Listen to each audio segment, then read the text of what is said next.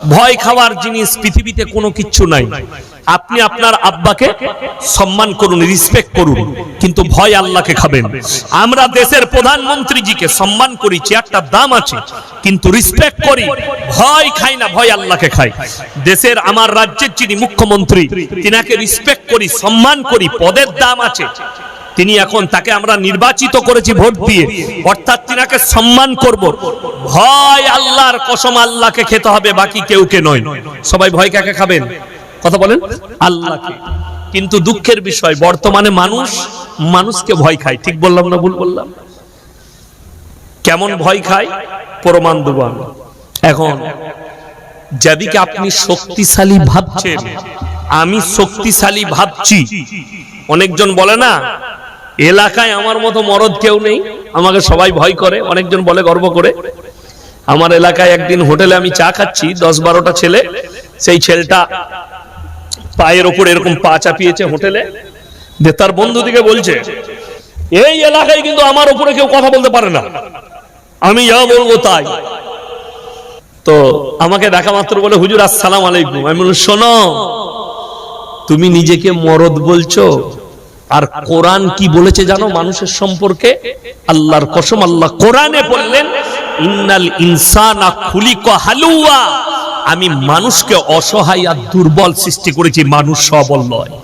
টাকা থাক, সম্পদ আছে, টাকা আছে, লাঠির বল, চেয়ারের বল, দলের বল, পার্টির বল, আল্লাহর কসম তারপরও আমার আল্লাহর কাছে দুর্বল। ভারত নয়, বর্তমানে পৃথিবীতে দুটো রাষ্ট্র নেতা সব থেকে সুরক্ষায় থাকে, তার মধ্যে 1 নম্বর আমেরিকার প্রেসিডেন্ট ডোনাল্ড ট্রাম্প, 2 নম্বর ভ্লাদিমির পুতিন রাশিয়ার প্রেসিডেন্ট। তার 10টা হামসাকাল আছে। হামসাকাল মানে জানেন? তার চেহারার মতো চেহারা বানিয়ে 10 জনকে রাখা হয়েছে, যাতে কোনো দেশ বুঝতে না পারে কোনটা আসল পুতিন। 10টা আছে। আপনি জানেন আমেরিকার প্রেসিডেন্ট বর্তমানে যে গাড়ি চালাচ্ছে ওটার দাম বাজার মূল্য হচ্ছে 1000 কোটি টাকা। আমি যে 4 হুইলারে চেপে এলাম এইরকমই গাড়ি, কিন্তু কি আছে গাড়িটায় যে 1000 কোটি টাকা দাম হলো? সেই গাড়িটা যে ম্যাটেরিয়ালস দিয়ে তৈরি হয়েছে, গুলি মারলে লাগবে না, বারুদ মারলে লাগবে না, মিসাইল ছুড়লে কাজ করবে না, মিসাইল লেস হয়ে যাবে। গাড়িটা এত দামি ম্যাটেরিয়ালস দিয়ে তৈরি, তার কাঁচেতে 0 পয়েন্ট থেকে যদি AK-47 গুলি ছোড়া হয়, একটা স্কেচ পড়বে না, স্কেচ মানে দাগ পড়বে না কাঁচে। এত দামি গাড়ি। প্রেসিডেন্ট বসে থাকবেন, যে ড্রাইভার চালাবে সেই গাড়িটার ভেতরে এত অস্ত্র লেস আছে, এত অস্ত্র ভরা আছে, 3 থেকে 4 ঘন্টা গাড়ির ভেতরে বসে যুদ্ধ করতে পারবে ড্রাইভার একা। তার সামনে যত কিছু আসবে, ট্যাঙ্কার থেকে সবকিছু সব উড়িয়ে দিবে। এত মিসাইল আর এত অস্ত্র ভরা আছে গাড়িটায়। এরপর আপনার আমার মনে হবে তাহলে তো আমেরিকার প্রেসিডেন্ট এত শক্তিশালী, তাকে তো কেউ ছুঁতে পারবে না। ইমানদারির সঙ্গে বুকে হাত রেখে বলুন, ওই গাড়ির মধ্যে যদি প্রেসিডেন্ট বসে থাকেন আর মালাকুল মউত আসে, কেউ রুখতে পারবে? জোরে একবার বলুন না সুবহানাল্লাহ। তাহলে আল্লাহর কোরআন কত সত্য বুঝতে পাচ্ছেন? আল্লাহ কোরআনে বললেন ইন্নাল ইনসানা খুলিকা হালুয়া, তোমরা নিজেকে যত শক্তিশালী মনে করো, আমার কাছে পৃথিবীর প্রত্যেকটা মানুষ দুর্বল। পৃথিবীর যতগুলো জানদার আছে সকলের রূহ আমার আল্লাহর কবজায় আছে। আল্লাহ কোরআনে ওই জন্য 30 পারায় কসম খেয়েছেন ওয়ান্নাজিয়াতি গরকা। আপনারা কি মনে করেন যে আমি বক্তব্য শুরু করেছি? এখনো শুরু করিনি। আমি আল্লাহকে চিনাচ্ছি। কাকে চিনাচ্ছি বললাম? আল্লাহকে। বক্তব্য আমি শুরু করলে আপনারা বুঝতে পারবেন, অনেকজন উঠে পালিয়ে যাবে। কেন? আমি তো ঘা করে দিয়ে যাবো, সকালবেলায় মহলম লাগাবে, আমি এমনি ঘা করালো। আমি কিন্তু কারো কথাই বক্তব্য দিই না। আমাকে কমিটির লোক যদি বলেন এত কড়া বক্তব্য দিবেন না, গাড়ি রেডি আছে, নামবো, পালিয়ে যাবো, পয়সা বুঝে নাও। কারো কালকে জলসায় কালকে একজন বলছে হুজুর নবীজি সিরাতে বক্তব্য দেন, মানে আমি হক কথা বলছি। আমি বল আচ্ছা আপনারা বলুন, আমি যদি বলি চুরি করা হারাম, কার গায়ে লাগবে? চোরের গায়ে না ইমানদারের গায়ে? চোরের গায়ে। কালকে আমি যখন হক কথা বলতে লেগেছি, এক চোরের গায়ে লেগে গেছে। হুজুর নবীজির সিরাত, আমি না নবীজির সিরাত কি বুঝিস? 5 ওয়াক্তের নামাজ পড়ে না, হারাম করে বলছে নবীজির সিরাত বয়ান করে, আর নামাজ পড়ে না 1 ওয়াক্তে। আমাদের দেশে অনেকজন বলে না হুজুর মা ফাতেমার একটু কাহিনীটা বলবেন। আর এই মা ফাতেমার কাহিনী শুনতে গেই তো সব শেষ করে দিয়েছে। আর হুজুর একদম কানে হাত দিয়ে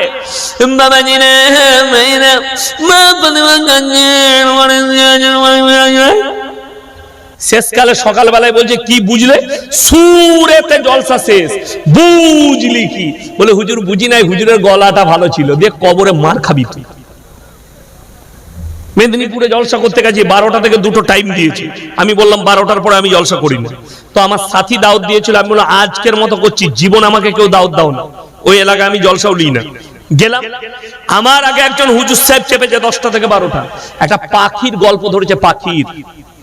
আর 10 মিনিট বাকি আছে, আমি স্টেজে গিয়ে বসলাম। একজন বয়স্ক নামাজি চাচা বলছে হুজুর এখনো পাখিটা তো উড়লনি। তখন সে কি বলছে জানেন? বাবা নিরাম আবার সামনে বসানোর দাওয়াত দিবে বাপ, আমি আবার পাখিটা উড়াবো, মানে আরো 2 ঘন্টা লাগবে পাখিটা উঠতে। সমাজ বুঝলে কি কিচ্ছু পাই নাই, খালি গল্প পেয়েছে। আমি ওই বক্তা লয়, হারাম হালাল হক না হকের বয়ান করব, যার গায়ে লাগবে উঠে পালিয়ে যাবেন, আমার কোনো অসুবিধা নেই। আর যদি কমিটির লোক বলে বলতে পাবেন না, জলসা ছেড়ে দিয়ে পালিয়ে যাবো। কালকে আমি স্টেজ ছেড়ে পালিয়ে আসছিলাম হাওড়া থেকে, একদম ছেড়ে দিচ্ছিলাম। 10-12টা লোক চিল্লিয়ে বললে আপনি আপনার বক্তব্য দেন, কেউ যদি বাধা দেয় তাকে আমরা মারবো। তবে আমি বক্তব্য দিতে লেগেছি। কমিটির লোক আমাকে বলল আপনি কথা বলে যান।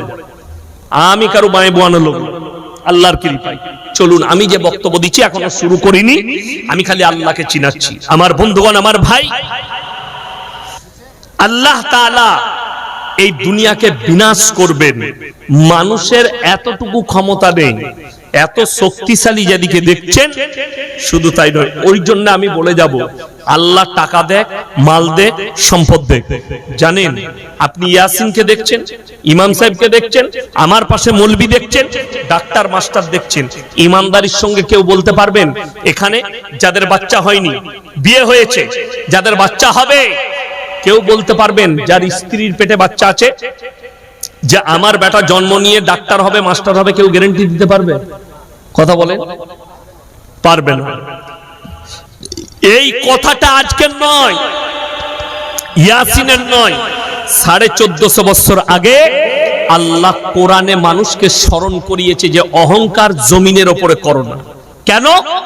সৃষ্টিকর্তা তো আমি আল্লাহ, কাকে যোগ্যপূর্ণ করব, কাকে করব না। আমরা 4টা ভাই, আমি একমাত্র এই লাইনে আছি বক্তা, বাকি 3জন হতে পারেনি, আল্লাহ কবুল করেনি। কথাটা বুঝতে পেরেছেন না? পারেনি, আল্লাহ আমাকে কবুল করেছে। কোরআন শুনেলেন, সূরা দাহার 29 পারা। কোন সূরা বললাম? কোন সূরা? সূরা দাহার 29 পারা, একবারই প্রথম আয়াত, হালাতা আলাল ইনসানি হিনুম মিনাদ দাহরি লাম ইয়াকুন শাইয়ান মাযকুরা। হে আমার নবী, পৃথিবীর মানুষকে বলে দাও, তোমাদেরকে দুনিয়াতে পাঠাবার পূর্বে তোমার পরিবারে, তোমার সমাজে, তোমার এলাকায় তোমার কোনো কালচার ছিল না, আমি আল্লাহ দয়া করে পাঠিয়েছি, তবে তোমার কালচার এসছে। ওই জন্যই তো আল্লাহর কৃপা শুনেলেন, আল্লাহ কি না করতে পারে। আজকে আমরা যিনাকে প্রধানমন্ত্রী হিসাবে দেখছি, তিনি চা বিক্রি করতেন রেল স্টেশনে, আমি জানতাম না, উনি নিজে বলেছেন। ঠিক বললাম না ভুল বললাম? তো আল্লাহ যদি চাওয়ালাকে প্রধানমন্ত্রী করতে পারেন, এত সম্মান দিতে পারেন, তাহলে সবকিছু আল্লাহর হাতে না হাতে নয় বাবা? তাড়াতাড়ি বলুন, আল্লাহর হাতে। আমার বন্ধুগণ, আমার ভাই, বিশ্বাস করুন, জমিনের উপরে কেউ অহংকার করবে না। আমাদের দেশে কিছু লোক আছে, একটু টাকা হয়ে গেলে তার চলন আলাদা হয়ে যায়, ঠিক কিনা? একটু পয়সা হয়ে গেলে তার বলা আলাদা হয়ে যায়, একটু যদি চেয়ার পেয়ে যায়, পদ পেয়ে যায়, তখন তার সবকিছু পাল্টিয়ে যায়। আর কোরআন বলছে অহংকার করো না, অহংকারী দিকে আল্লাহ তাআলা জান্নাতে দিবেন না। ওই জন্য জমিনের উপরে কেউ অহংকার করবো না। জোরে বলুন ইনশাআল্লাহ। অহংকার করার কি জায়গা আছে আপনি বলুন তো?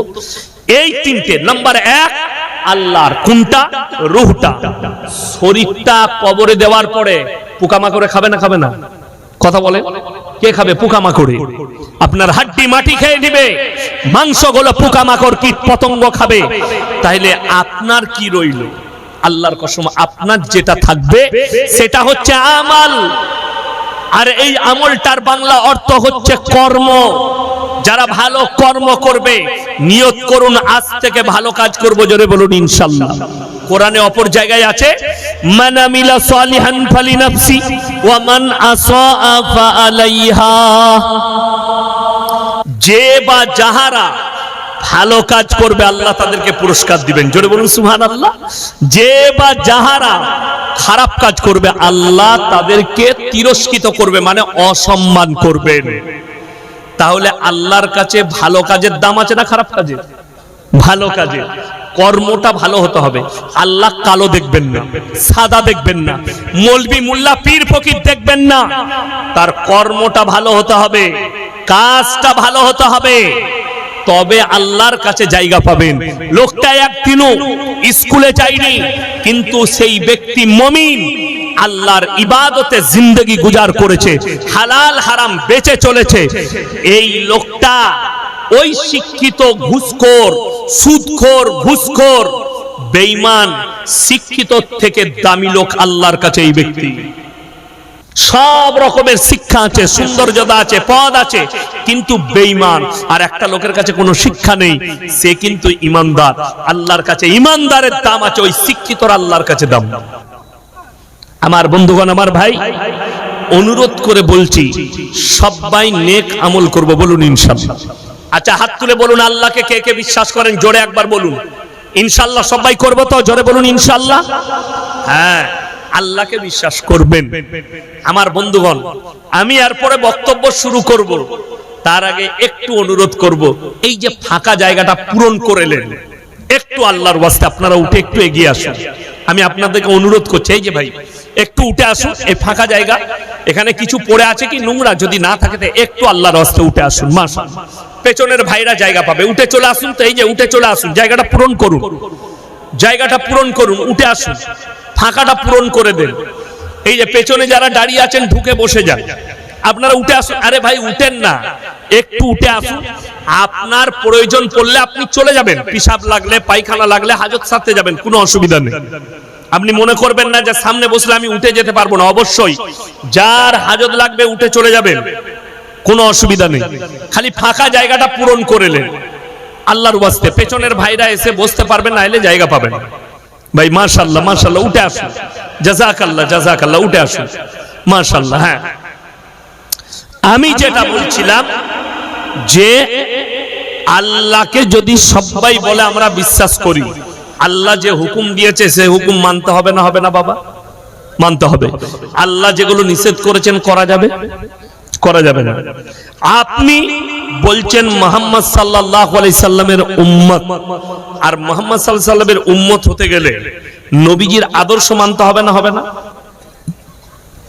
আমাদের সমাজের মুসলমান আমরা ভাবছি নামাজ, রোজা, কলমা, হজ, যাকাত এইটাই ইসলাম। শুধু এটার ভেতরে ইসলাম নেই। ইসলাম পরিপূর্ণ ইসলাম হচ্ছে পায়ের নখ থেকে মাথা পর্যন্ত পরিপূর্ণ জীবন আদর্শের নাম হচ্ছে ইসলাম, যেটা হবে নবীজি সাল্লাল্লাহু আলাইহি সাল্লাম কোরআন আর হাদিস মোতাবেক পুরোটাই মুড়া জানো হয়। আমার বন্ধুগণ, আমার ভাই, আপনাদেরকে অনুরোধ করছি সবাই নিয়ত করেলেন আজ থেকে আমরা সবাই আল্লাহকে ভয় খাবো, জোরে বলুন ইনশাআল্লাহ। তারপর এই থানাটা ডোমকল তো নাকি? অনেক বড় থানা ডোমকল। আমি পরশু গড়াইমারি মাদ্রাসায় ছিলাম, কালকে হাওড়ায় ছিলাম, আজকে আবার আপনাদের এখানে। এখন পরপর 3 দিন মুর্শিদাবাদে থাকবো। কালকেও মুর্শিদাবাদে আছে, ও শেরপুর নগর, শেরপুরের কাছে। পরশু ইসলামপুরে আছে, পরপর জলসা আছে। যাই হোক, ইমানদারির সঙ্গে বলুন তো, ইসলামী শরীয়তে, আমি অন্য ধর্মের আলোচনা করতে আসিনি, আমি ইসলামের আলোচনা করতে এসেছি। ইমানদারির সঙ্গে বলুন, গোটা ডোমকল থানায় যতগুলো মুসলমান আছে, আপনারা যারা এখানে বসেছেন, কে জানেন না সুদ খাওয়া হারাম? এই হাত তুলেন। সবাই জানেন তো হারাম? সবাই জানে হারাম। তার মানে ডোমকল থানায় মুসলমানরা কেউ সুদ খায় না, তাই তো? খায়। ওই জন্যই তো আমি গাল খাই, কথাটা বুঝতে পারেননি? ওই জন্যই আমি গাল খাই। এখন আমি সুদের বয়ান করে যাব, সকালবেলায় আপনাদের এলাকার চায়ের দোকানে কিছু লোক আমাকে গাল দিবে, ও বাজে হুজুর, ওকে আবার দাওয়াত দেয়নি কি বে? কারা বলবে? সুদখোর মাল কটা গাল দিবে। আচ্ছা বলুন তো, সুদ খাওয়া কেমন হারাম? ওই হারামটা আমরা মৌলবীরা বলেছি না আল্লাহ বলেছেন? আল্লাহ বলেছেন। জিজ্ঞেস করুন, ইমাম সাহেব আছে, সভাপতি সাহেব, আমার ভাইজান আছেন, আমরা আলেমরা আছি, আমরা বলিনি। আল্লাহ কোরআনে বললেন ওয়াহাল্লাল্লাহুল বাইয়া ওয়া হাররামার রিবা, সুদকে হারাম করেছি, ব্যবসাকে হালাল করেছি। আপনি ব্যবসা করুন, ব্যবসা নবীজির সুন্নাত, হালাল, আর সুদ হারাম। কোন ব্যক্তি যদি হারাম জানার পরে সুদ খায়, সে যেন আল্লাহর সঙ্গে ডাইরেক্ট যুদ্ধ ঘোষণা করে দিল। রাসূল সাল্লাল্লাহু আলাইহি সাল্লামের হাদিস, কোন ব্যক্তি একবার যদি সুদ খায়, তার আপন জন্মদাতা মায়ের সঙ্গে 36 বার জিনা করার সমান পাপ করবে। বলুন নাউজুবিল্লাহ। এরপর যদি কোনো সুদখোর থাকে, আপনার যদি কোনো বাপের বেটা মৌলবি থাকে, আমি 2 ঘন্টা স্টেজে আছি, খালি সুদকে হালাল বলে দিবে, আমি আল্লাহর কসম খেয়ে বলছি, জীবনে আর সমাজের বুকে কথা রাখবো না। আল্লাহর কসম খেয়ে বললাম, আর মুর্শিদাবাদে দাওয়াতই নেব না। আমি আজকেই ক্যান্সেল করে দিয়ে চলে যাব, সব আসবো না কাল থেকে, যদি কোনো বাপের বেটা মৌলবি হালাল বলতে পারে। নাম্বার 2, এত জলসা হচ্ছে না, হয়নি? প্রত্যেকদিন জলসা। আমার তো রোজার আগের দিন পর্যন্ত জলসা আছে। যেদিনে তারাবি হবে, একজন ফোন করে বলছে হুজুর ওই দিনই তারাবির পরে আমার জলসাটা করে দেন। আমি বললাম না না, আমার কেউ নাই, যে ছেলে পিলে, আমি হিজড়ে, খালি জলসাই করে যাব, আমার ঘরের বাজার ফাজার করতে হবে না। যেমন ঈদের দিনে আমি জলসা নিই না, আমার ফ্যামিলির কাছে সময় দিই, আমার মেয়েদের কাছে সময় দিই। এই রোজার আগের দিন পর্যন্ত জলসা আছে, একদিন আগে পর্যন্ত। আমার বন্ধুগণ, আমার ভাই, এত জলসা আপনারা দেখেছেন। আমার বাড়ির কাছে হুগলি ডিস্ট্রিক্ট কুইনানে দুয়াতে 2 কোটি লোক ইজতেমায় হাজির হয়েছে। ঠিক বললাম না ভুল বললাম? 2 কোটির বেশি লোক ইজতেমায় হাজির হয়েছে। আহা কি দোয়া, কি বুঝলেন? কাঞ্চে গিয়ে কবুল করে নাও আল্লাহ, বিরাম। অবাক হবেন, এতে কি ইসলাম কামিয়াবি লাভ করেছে? এত মাদ্রাসা, এত জলসা, এত দাওয়াত ও তাবলীগ, এত মেহনত, তারপরও আমরা নাকাম। আর বেঈমান কাফেররা কামিয়াবি লাভ করলো তাদের মিশনে। যদি বলেন দলিল দেন, এই ডোমকল থানায় দলিল দিয়ে যাব, ঢেকে দেবো তোমাকে দলিল দিয়ে। ইমানদারির সঙ্গে বলুন তো, আশা করি ডোমকল থানায় মায়েরা বসে আছেন, আমার ভাইয়েরা আছেন, এইখানে বন্ধন লোন, গ্রুপ লোন নাই, আছে তো? বেঈমান কাফেররা ঘরে ঘরে ঢুকে গিয়েছে। ঠিক বললাম না ভুল বললাম? ফাঁস কাতারে নামাজ পড়ছেন আপনি, আপনার বউ গ্রুপ লোন করে, আপনি জান্নাতের আশা করেছেন, খুশবুটাও পাবেন না। যদি বলেন হুজুর দলিল দেন, নবীজি বলেছেন দাইয়ুস কোনদিন জান্নাতে যাবে না। দাইয়ুসে আমি চ্যালেঞ্জ ছুড়ে বললাম, কোন বাপের বেটা মৌলবি আর মুফতি মুর্শিদাবাদে কেউ যদি বলে দিতে পারে এই গ্রুপ লোন আর বন্ধন লোন এটা শরীয়ত সম্মত জায়েজ আছে, আল্লাহর কসম আমি আর জলসা করব। নিয়ে আসুন, 2 ঘন্টা স্টেজে আছে, চ্যালেঞ্জ ছুড়ে বললাম। অথচ আপনি অবাক হয়ে যাবেন, ইমাম সাহেবের বেতন কত? কত বেতন আপনার? 4000। খালারটা বাদ দিয়ে তো না, ওটা ধরে, ওটা নাই। আপনি জুম্মার ইমাম, 5 ওয়াক্তের ইমাম কই? মাশাআল্লাহ, আপনার কত? তাড়াতাড়ি বলুন, তাড়াতাড়ি বলুন। ওই 4। আচ্ছা 4ই ধরেলেন। আচ্ছা নিশ্চয়ই তাহলে ওই ইমাম সাহেব ভাইয়ের বউ গ্রুপ লোন করে তো নাকি? উপায় আল্লাহর কাছে উপায় নয়। আপনি বলছেন উপায় নাই, আমি আপনাকে দেখিয়ে দেবো ডমকলে টোটো চালাচ্ছে, প্রত্যেকদিন 1000 টাকা রোজগার করে, এরকম লোক আছে না নাই? কথা বলেন, টোটো চালিয়ে 1000 টাকা রোজগার করছে, মাসে 30,000, 5,000 টাকা বাদ দিয়ে দেন কিসের? কারেন্টের বিলে। 25,000 টাকা তার কাছে। সে বলছে আমার বরকত হচ্ছে না, বউকে বলছে তুমি গিয়ে গ্রুপ লোন নিয়ে এসো। জেনে রেখে দিবেন, ইসলাম যুক্তিতে চলে না, ইসলাম তোমার অভাবে চলে না, ইসলাম হাদিস আর কোরআনে চলে। তুমি আজকে বলছো আমার অভাবে বাধ্য আমাকে সুদ নিতে হচ্ছে, তাহলে একবার হাদিস আর কোরআন খুলে দেখো, সাহাবী রাদিয়াল্লাহু তাআলা আনহুদের অভাবটা কেমন ছিল, তাদের জিন্দেগিটা কেমন ছিল।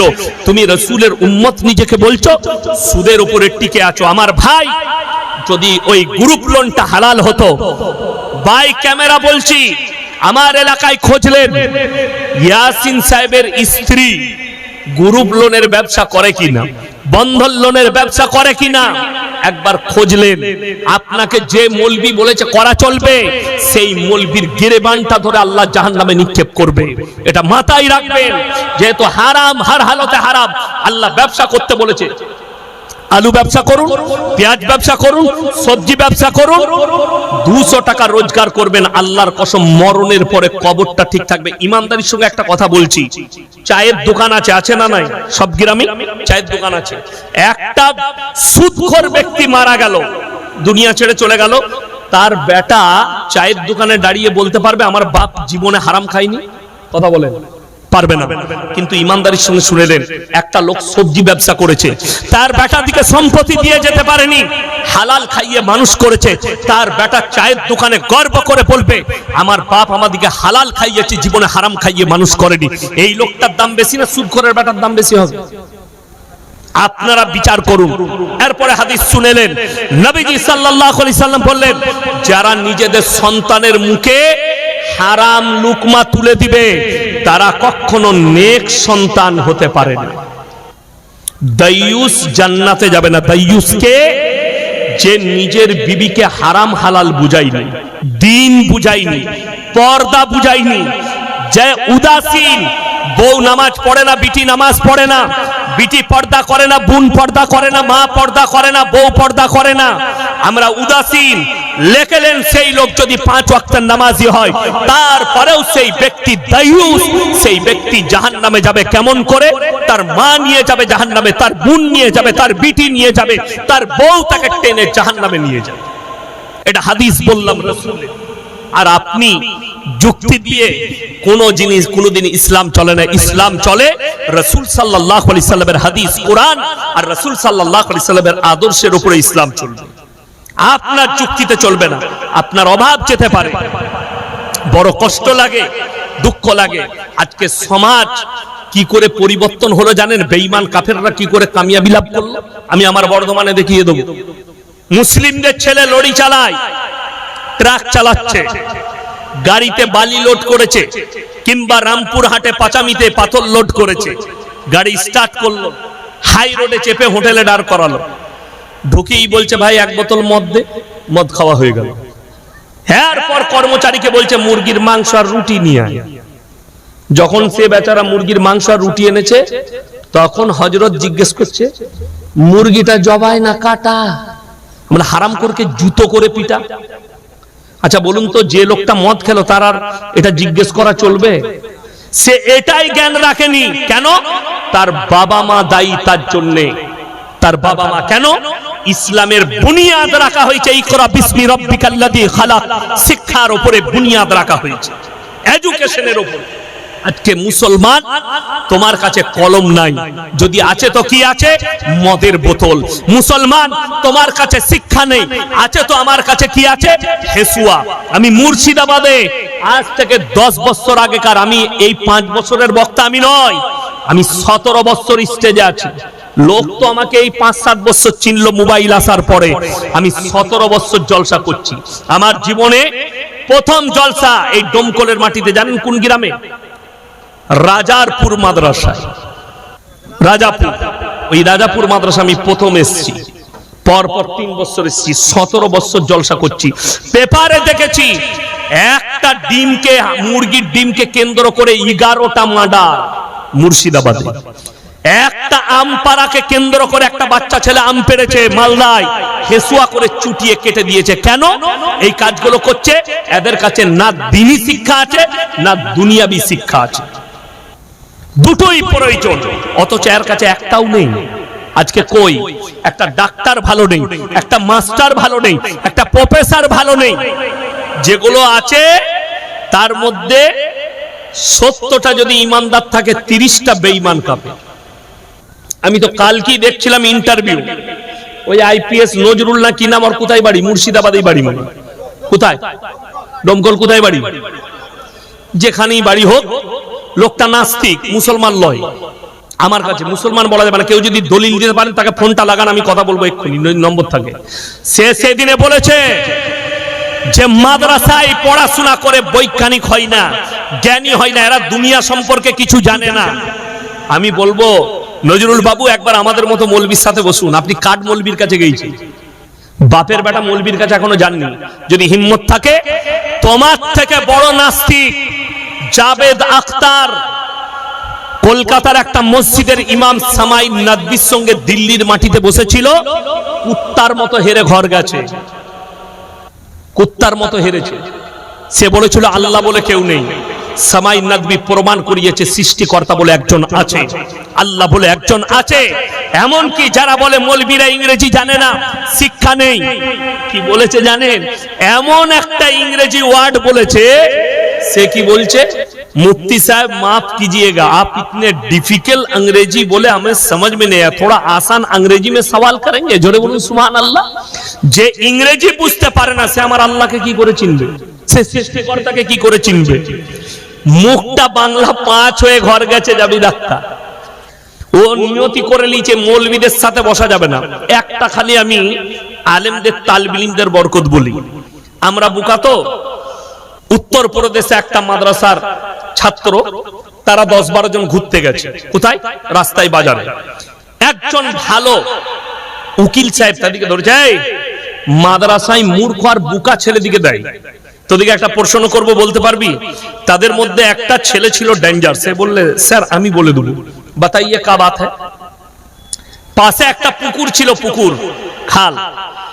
বলছে এই যে পুকুরটা দেখতে পাচ্ছিস, এই পুকুরের পানিটা ক বাটি হবে? এই ছাত্রটা বলল 1 বাটি। ক বাটি? 1 বাটি।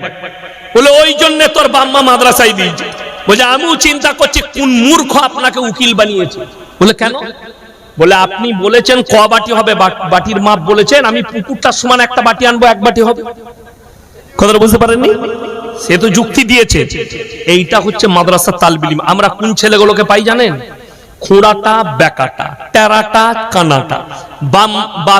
বাপকে জ্বলিয়ে দিলে, মাকে জ্বলিয়ে দিলে। স্কুলে হচ্ছে না কানাটা, গাছে ঢেলা মারছে, লোকের গাছে আম পাচ্ছে, বলে একে মাদ্রাসায় দেয়, ওরা বুঝে করুক। যাকে চোর বলেছো তাকে আমরা হাফিজে কোরআন করে তোমাদের হাতে তুলে দিয়েছি। যাকে বলেছো পড়ালেখা হবে না স্কুলে, তাকে মুহাদ্দিস করে তোমাদের হাতে তুলে দিয়েছি। যাকে বলেছো এই ছেলেটা বুকা, তাকে হাফিজে কোরআন করে তোমাদের হাতে তুলে দিয়েছি। যাকে বলেছো অন্ধ, স্কুলে পড়তে পারবে না, তার সিনেতে আল্লাহ 30 পারা কোরআন এই মাদ্রাসা থেকে আমরা তৈরি করে তোমাদের হাতে তুলে দিয়েছি। বুকাটা আমাদিকে দাও, পড়ালেখা হচ্ছে না আমাদিকে দাও, আমরা আলেম তৈরি করে দেব, মুহাদ্দিস তৈরি করে দেব। বড় কষ্ট। আমার একটা সাথী, সেই স্কুলে 4 পর্যন্ত পড়েছে। মাস্টার কি বলেছিল জানেন? ম্যাডাম তার বাপকে ডেকে, এ ছেলেটা আপনার পাগল, পড়াশোনা হবে না, একে কাজ ফাজ করে দেন গা। সেই ছেলেটা এখন বুখারী পড়াচ্ছে, বুখারী শরীফ। চলে বলুন সুবহানাল্লাহ। বুখারী মানে মোল্লা ক্লাসের আলেমদের সবথেকে উঁচু কিতাব, আলেমরা জানে। মুহাদ্দিস আমার সাথী, এক বিছানার সাথী, বুখারী পড়াচ্ছেন। আল্লাহ যে বলেছে কোথাও হবে না। ওই জন্য আমার বন্ধুগণ, আমি আপনাদেরকে অনুরোধ করছি, হারামকে অ্যাভয়েড করুন। জোরে বলুন ইনশাআল্লাহ। আপনারা বলুন তো, মদ খাওয়া হালাল না হারাম? হারাম। আমি আপনাকে ডোমকল থানায় প্রমাণ দেব, মুসলমান ছেলে মদও খাচ্ছে, মদ বিক্রিও করছে। ঠিক বললাম না ভুল বললাম? যদি বলেন বহুত আছে। শুধু তাই নয়, যারা শিক্ষিত লোক আছে কিংবা প্রশাসনে চাকরি করেন, এরকম যদি এখানে কোনো ব্যক্তি থাকেন, তারা জানে এই মুর্শিদাবাদ, মালদা, দিনাজপুর, নদিয়া, যতগুলো বর্ডারের জেলা আছে, এই জেলার বেশিরভাগ মুসলিম যুবক জেলের কুঠরিতে আছে। কেন? গাঁজা পাচার, হিরোইন পাচার, মদ পাচার, আফিং পাচার জেলের কুঠরিতে ভরা আছে। যদি বলছেন যে প্রশাসন ফাঁসাচ্ছে, আপনাকে আমি দলিল দেবো। মোবাইল খুলেন, ফেসবুকে ঘুরছে নদিয়ার কালিয়াগঞ্জ থানা, বড়বাবু আইসি সাহেব ভিডিও শুরু করলেন, রাস্তায় 40টা মোটরসাইকেল আটকিয়েছে, যাঁচ চলছে। তোমরা নিজের নিজের ব্যাগগুলো খুলে রাখাও, ব্যাগে কি আছে। যখন ব্যাগগুলো খুলছেন, সবাই দেখাচ্ছে, বাড়ি চলে যাচ্ছে। একটা বাইকে 2টো মুসলিম যুবক, স্কুলের মতো পিঠে ব্যাগ। ব্যাগটা খোলার পরে কি বেরিয়েছে জানেন? 2 কেজি 200 গ্রাম হিরোইন বেরিয়েছে, যেটার বাজার মূল্য 1 কোটি 10 লক্ষ টাকা। আমি মোবাইলে দেখছিলাম, সেখানকার আইসি বলছিলেন এটা 1,10 লক্ষ টাকা মূল্য। তাদেরকে জিজ্ঞেস করা হচ্ছে প্রশাসনের তরফ থেকে, কে দিল তোমাদিকে? বলছে স্যার চিনি না। কি করবে? বলে স্যার ওখান থেকে 20 কিলোমিটারের মাথায় কোন এক বাজারে তারা পৌঁছে দিবে, তাদের লোকেশন ধরে তারা নিয়ে নিবে। কে নিবে? তাকেও চিনে নাই, লোকেশনে নিবে। কত টাকা পাবে? 7 লক্ষ না 5 লক্ষ কিছু বলল। এই 1 ঘন্টার কাজ 20 কিলোমিটার পার করাবে, 7 লক্ষ টাকা পাবে। এই লোভেতে সে হিরোইন পাচার করছে, সে জানে না যেটা হারাম, তার ব্যবসা করাটাও হারাম। এই জিনিসটা হারাম, এটা কি করে আমি ব্যবসা করতে পারি? এটা ইসলামের শরীয়তে হারাম। এটার দ্বারা মানুষের জীবন ধ্বংস হবে, হিরোইনের দ্বারা, গাঁজার দ্বারা, আফিনের দ্বারা। আজকে অবাক হবেন, ভালো ভালো চায়ের দোকান, আমি আমার বর্ধমান জেলার কথা বলছি। ও হুজুর সাহেব এসছেন, না না না স্পেশাল চা বানাই, চা দেবো না হুজুরকে। মাশাআল্লাহ, আমরা নামাজি দাড়িওয়ালা লোক গিয়ে চা খাচ্ছি, স্পেশাল চা। আর একজন এলো, ভাই একটা চা দিবি তো, আর একটা ওইটা দিয়ে দিবি। ওইটাটা কি? আমরা মৌলবীরা তো বুঝলাম না। খোঁজ নিলাম, ওইটার মানে হচ্ছে 1 কাপ চা আর একটা গাঁজার পুড়িয়া দিয়ে হারাম করে চায়ের দোকানের সাথে গাঁজার পুড়িয়াও বিক্রি করছে। একদম বাস্তব সত্য ঘটনা বলছি। তাকে ফাঁকে একদিন ডাকলাম, তুমি যে এই কাজ করছো, তোমার কাছে তো অনেক আলেম উলামা চা খায়, তুমি এত বড় হারাম কাজ করছো। তুমি আবার ওইলো জুম্মার দিনে বাবারে গুলা পাতল লাগিয়ে একদম ফাঁস কাতারে মাল। হ্যাঁ বাস্তব বলছি। আচ্ছা লটারির টিকিট হারাম না হালাল? কথা বলে হারাম। আপনি ডোমকলের কোন বাজারটা দিবেন আমি দেখিয়ে দিব, মুসলিম ছেলে সকালবেলায় লটারি বিক্রি করছে। ঠিক বললাম না ভুল বললাম? তাকে জিজ্ঞেস করুন তাকে কোন মৌলবি হালাল বলেছে। কোন বাপের বেটা মৌলবি যদি লটারিকে হালাল বলতে পারে, আল্লাহর কসম আমি আর সমাজের বুকে কোনোদিন কথা রাখবো না। 2 ঘন্টা আছি, যারা লটারিওয়ালা আছো, লটারি ব্যবসা করো, লটারি কাটো, এই মৌলবিগুলো লয়। তোমার জানা মতো একটা ভালো মৌলবিকে ডেকে নিয়ে এসো, হালাল বলে দিবে। আমি আর জীবনে সমাজের বুকে কথা রাখবো না যদি হালাল বলে দিতে পারে। প্রকাশ্যে মুসলমান ব্যবসা করছে। ঠিক বললাম না ভুল বললাম? আমার গলসি বাজারে একজন টেবিল, এরকম টেবিল লাগিয়ে লটারি সাজিয়েছে, বিসমিল্লাহ, টেবিল লাগিয়ে লটারি সাজিয়েছে, লটারি বেচছে। সেখানে দেখলাম আবার পাথর চাবড়িরা আজমিরের ছবি। আমি বললাম এইগুলো কি? বলছে লটারিতে খাজা বাবা বরকত দিবেন। লটারিতে খাজা বাবার বরকত, বুঝতে পেরেছেন কত ইমানদার সে? খাজা বাবার মাজারের ছবিটা রেখেছে, বলছে খাজা বাবা বরকত দিবেন। তোকে জুতো মারবে খাজা বাবা কিয়ামতের দিনে। হারামখোর। ওই বাংলাদেশে একটা চাচা মুখে দাঁড়িয়ে আছে, মসজিদে ঢুকে দোয়া করছে, আল্লাহ গো একটা লটারি 1 ঘর কেটেছি, আল্লাহ তুমি 1 কোটি ফেলি দিও, জীবনে আমি আর তোমার ঘর থেকে বেরোবো না। এই দোয়া করা চলে হারাম জিনিসে? ওইটাই তো আমি একটা বয়ান করেছি যে একদম সত্য ঘটনা। আর যে মালের ঘটনা সে আমাকে দেখলেই গাল দিচ্ছে। এখন আমার বর্ধমান ফাঁস কাতারে নামাজ পড়ছে। আমাদের বাঙালিরা তো বেশিরভাগ লুঙ্গি পরে না? আমি তো গোটা ভারতবর্ষ লুঙ্গি পরে সফর করি, প্লেনে থেকে শুরু করে ট্রেনে সব জায়গায় লুঙ্গি। তো নামাজ পড়ছে কি করে? লটারির টিকিটটাই কোঁচড়ে গুঁজে রেখে। এখন রুকু সিজদার মধ্যে একটু টানাটানিতে মালটা পড়ে গেছে। তার পেছনে যে দাঁড়িয়ে ছিল সে মালু লটারিওয়ালা, ও সিজদায় গিয়ে দেখছে মাল পেয়ে গেছে, ও ধরে পকেটে ভরে লিছে। ওই অবস্থা হয়ে গেল, নামাজ শেষ, সবাই চলে গেল। এই গিয়ে আসরের পরে দোকানে মিলিয়ে দেখেছে মালটা পড়ে গেছে 10,000, টাকাটা ক্যাশ করে নিয়েছে। এখন লটারি খুঁজে বেড়াচ্ছে আমার মালটা গেল কোথায়। কি বললেন? খোঁজ নিয়েছে আমার পেছনে আসরে কে দাঁড়িয়েছিল, বলে অমুক। ই তো জানে ও লটারিওয়ালা। দোকানে খোঁজ নিয়েছে 10,000 টাকাটা কে ক্যাশ করলে আমার, এই টিকিটটা তো আমার ছিল, বলে অমুক ব্যক্তি। বাজারে ঝগড়া শুরু হলো মসজিদের বাইরে, আমার লটারিটা পড়ে গেছে তুই কুড়িয়েছিস। দিয়ে সবাই জেনে গেল দুটোই ফাঁস কাতারের মাল, দুটোই লটারিওয়ালা।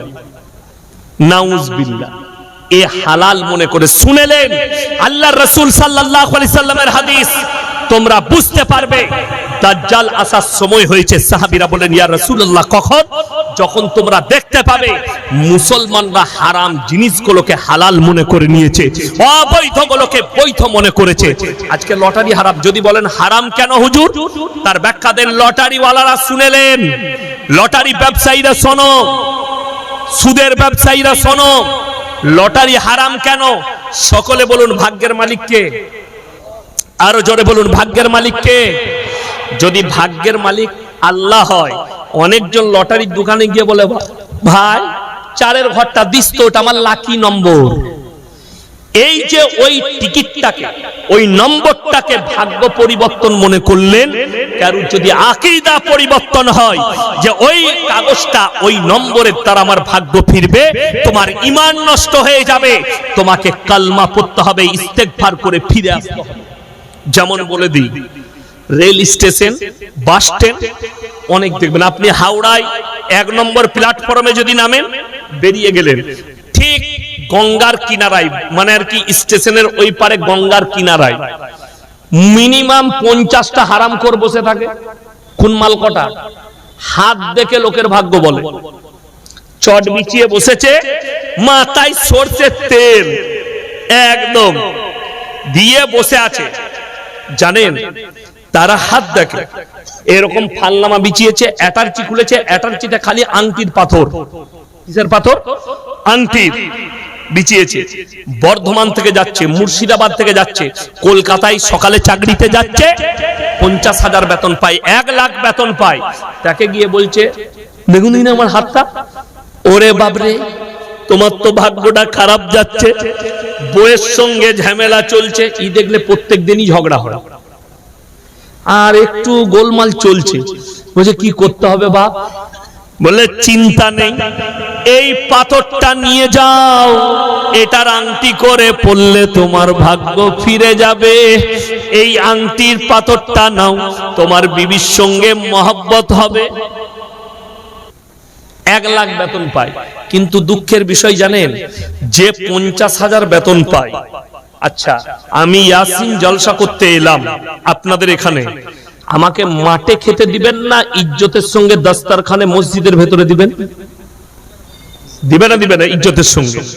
আমি এখন যদি বলি এই চা নিয়ে এসো, আমাকে কেউ বলবে কমিটির লোক যে দোকানে গিয়ে খেয়ে আসো, তাড়াতাড়ি কাপে করে নিয়ে আসবে। ইনি বলবেন যে হুজুর লেন চাটা লেন, ইজ্জত। একটা লোক অফিসে যায়, এই চাটা নিয়ে আয়, কর্মচারীকে বলে স্যার আনছি, বলে না? বলে না? তুমি 50,000 বেতন পাও, সে চাটা তোমার হাতে ধরিয়ে দেয়। আর যে পাথর বিক্রি করছে, যে হাত দেখে লোকের ভবিষ্যৎ বলছে, সে জানেন কি খেতে পায়? গঙ্গার কিনারায় দেখবেন রুটি বিক্রি হয়, 20 টাকায় 3টে রুটি আর সবজি। এই আমাদের ছেলেরা এত বোকা। আচ্ছা কোন মানুষ যদি রাতের বেলায় বউকে বলে, হ্যাঁ গো সকালবেলায় আমাকে একটু গাওয়া ঘিয়ের পরোটা করে দিবে, দিবে না? দিবে না? বউ সুন্দর করে আমার স্বামী খাবে, পরোটা করে দিবে। আমি সেদিনে ফোনে বললাম যে খেজুর গুড় দিয়ে একটু পায়েস বানাবে, আমি ভোরের বেলায় ফজরের নামাজ পড়ে একটু খেয়ে আরাম করব। বিবি বানিয়ে রেখে দিয়েছে, কিন্তু আমি মোবাইলে দেখতে পাচ্ছি সকালবেলায় হারামখোর ফজরের পরে শিয়ালদায় লাইন দিয়েছে। মিডিয়া জিজ্ঞেস করছে কোথা থেকে এসছো? আমি মালদা থেকে এসেছি। কি খাবে? ও রাজুদার পরোটা খাবে হারামখোর। 3টে পরোটা, একটা কাঁচা পেঁয়াজ, কাঁচা লঙ্কা। তোর বইয়ের থেকে ভালো রাজুদা পারে কখনো? সে ব্যবসা করছে, আলাদা জিনিস। আপনি বলুন সকালবেলায় ওই পরোটা খেতে পাবে, আর তুমি অফিসার 50,000 বেতন পাও। কেউ একজন বলছে না যে এই পাথরটাই যদি আমার ভাগ্য ফিরে, তুই কেন ছিড়া চটে বসে আছিস? ওই পাথরটা তুই পড়েলে কাল থেকে মমতা খালার পাশে থাকবি। কথা বুঝতে পেরেছেন না? পারেননি? যেমন আপনাকে উদাহরণ দিই, আপনাদের ইমাম সাহেবদের বেতন হচ্ছে 4,000 করে। এখন একটা লোক ব্যবসা করে, সে প্রত্যেক দিন 4,000 ইনকাম করে, 3-4 কত হলো? 1 লাখ। কত হলো? 20। মাসে 1,20,000 ইনকাম করে, মাসে ইনারা 4,000 করে পায়। এরপর ইনাকে যদি এসে বলে হুজুর ব্যবসা একটু গোলমাল যাচ্ছে, প্রতি মাসে 1,20,000 ইনকাম হয়, এই মাসে একটু 2 মাস একটু 80,000 করে হচ্ছে, একটু বরকতের একটা তাবিজ দেন। তাবিজটা তোমার দরকার না হুজুরের আগে দরকার?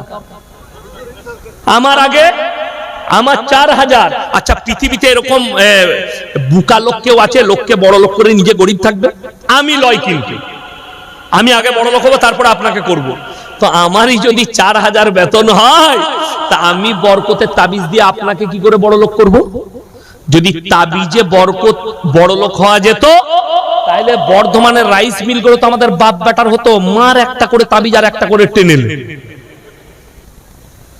এইটা সমাজকে কে বুঝাবে? আমার ভাই, ভাগ্যের মালিক সকলে বলুন কে? আল্লাহ। লটারির টিকিট হারাম। যারা ভবিষ্যৎবাণী করে, যারা হাত থেকে ভবিষ্যৎ বলে, তাদেরকে যদি কেউ বিশ্বাস করে হাত দেখায়, তার আকীদা নষ্ট হবে, তার ঈমান পর্যন্ত চলে যাবে। কেন? ভাগ্যের মালিক আল্লাহ। ভালো মন্দ, কল্যাণ অকল্যাণের মালিক হচ্ছেন একমাত্র আল্লাহ। আমার বন্ধুগণ, দুঃখের বিষয় জানেন, আজকে আমরা মুসলমান হারাম কেন ছাড়তে পারছি না, সুদ কেন ছাড়তে পারছি না? অনেকজন মনে করবে ইয়াসিন সাহেব এত হক কথা বলছে, আমাদের ইমাম সাহেবরা কেন বলতে পারে না? ইমাম বললে তো সকালবেলা ইমামের চাকরি চলে যাবে। ঠিক বললাম না ভুল বললাম? হ্যাঁ, আমার চাকরি যাবার ভয় আছে। কথা বলেন, আমার চাকরি যাবার ভয় আছে? আমার ভয় নেই, কিন্তু ইমাম সাহেবকে আমি আমার বর্ধমানের ঘটনা বলছি, জায়গার নাম করব না, মোবাইলে রেকর্ডিং হচ্ছে। বর্ধমান জেলায় এমন একটা গ্রাম, রমজান মাসে মাইয়াত হয়েছে, জানাজার জায়গায় গ্রামের মোড়ল এলান করছে, যারা মেহমান এসেছেন খানা খেয়ে যাবেন।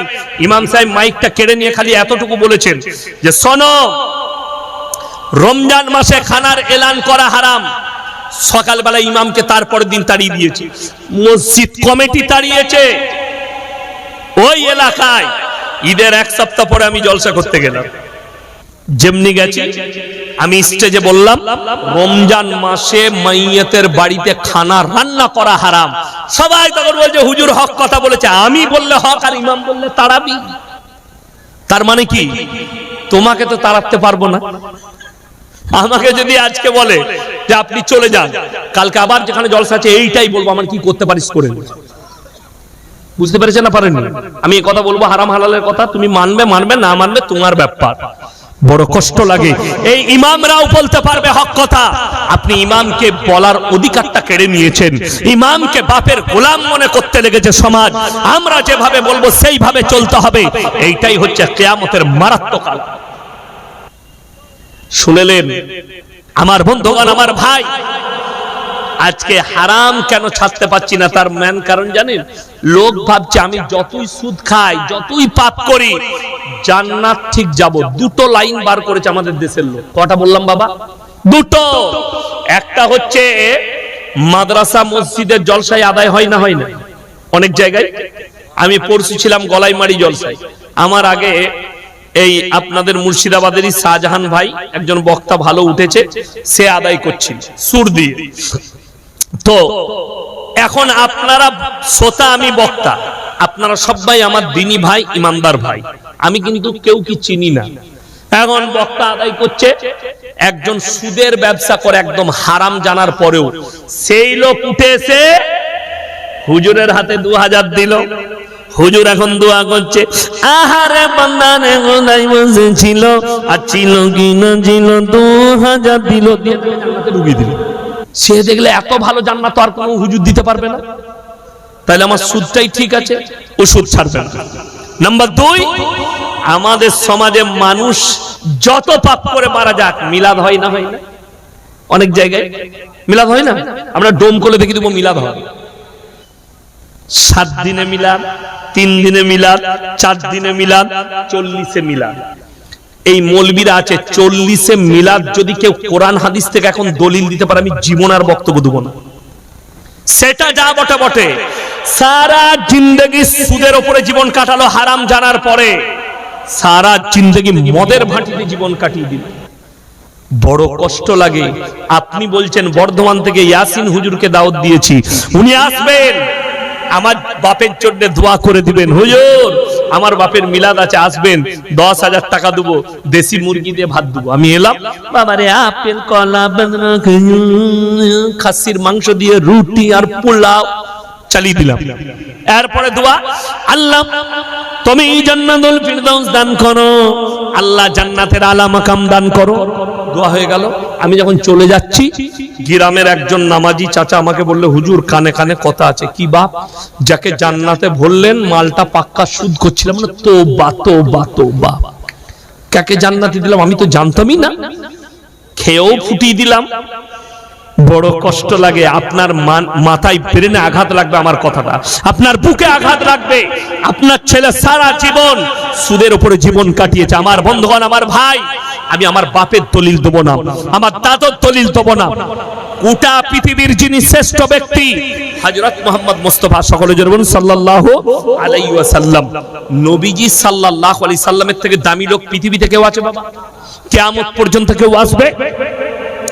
হাদিস খুলেন, নবীজি সাল্লাল্লাহু আলাইহি সাল্লামের কাছে খবর এলো, হে আল্লাহর নবী, আপনার চাচা যান, তিনি অসুস্থ অবস্থায় আছেন, জাকামদানি হচ্ছে, মারা যাবেন। নবীজি ছুটলেন, চাচার হাতটা টিপে ধরলেন আর বললেন, হে আমার চাচা, আমি তোমার ভাইপো মুহাম্মদ।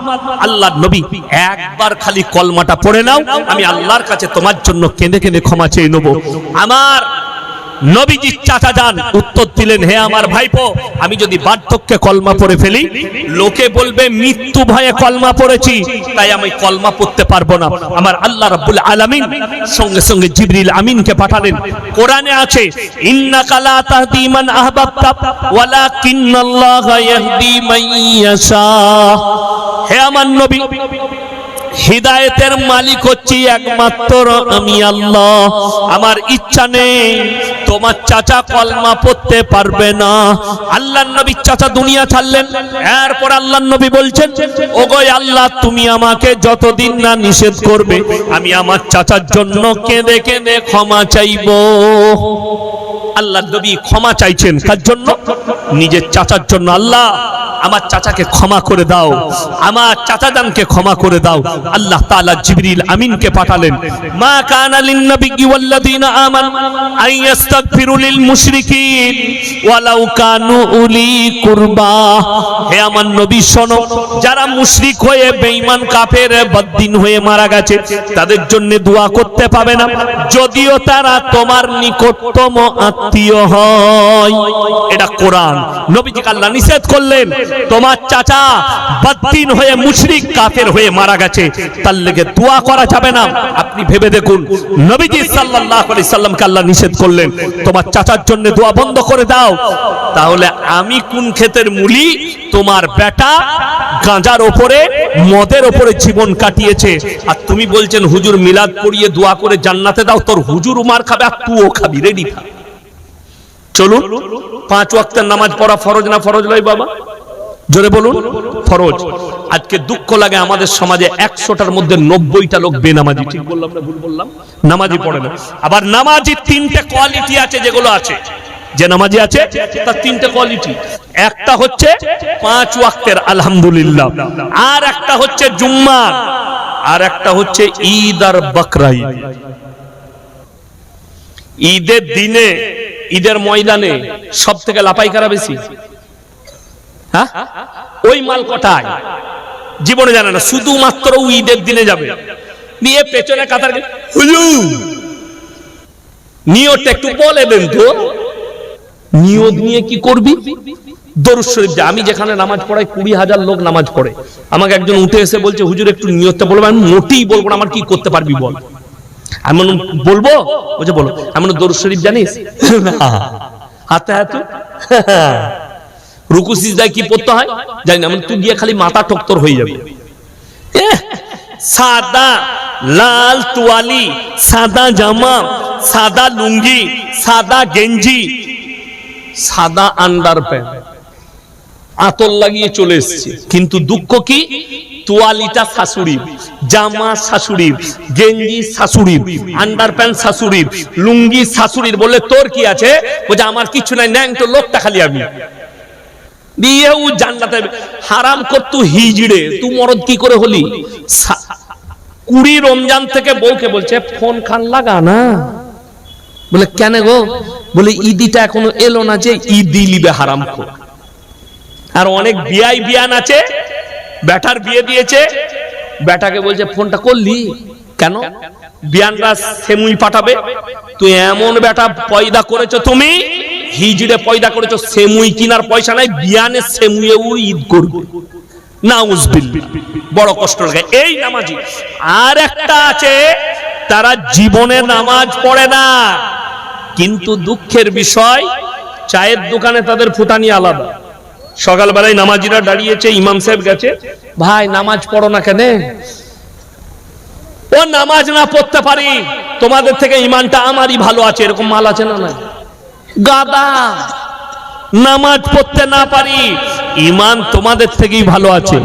আমার ভাইয়ের, আমার মায়েরা, বোনেরা, যে মা বোনেরা মনে করছেন আমি নামাজ পড়ি না, রোজা রাখি না, কিন্তু ইমান আমার ভালো, যে ভাইরা মনে করছেন আমি নামাজ না পড়তে পারি, ইমানটা আমার ভালো আছে, তারা শুনেলেন রাসূল সাল্লাল্লাহু আলাইহি সাল্লামের হাদিস, যার নামাজ নেই তার মধ্যে ইসলাম নেই।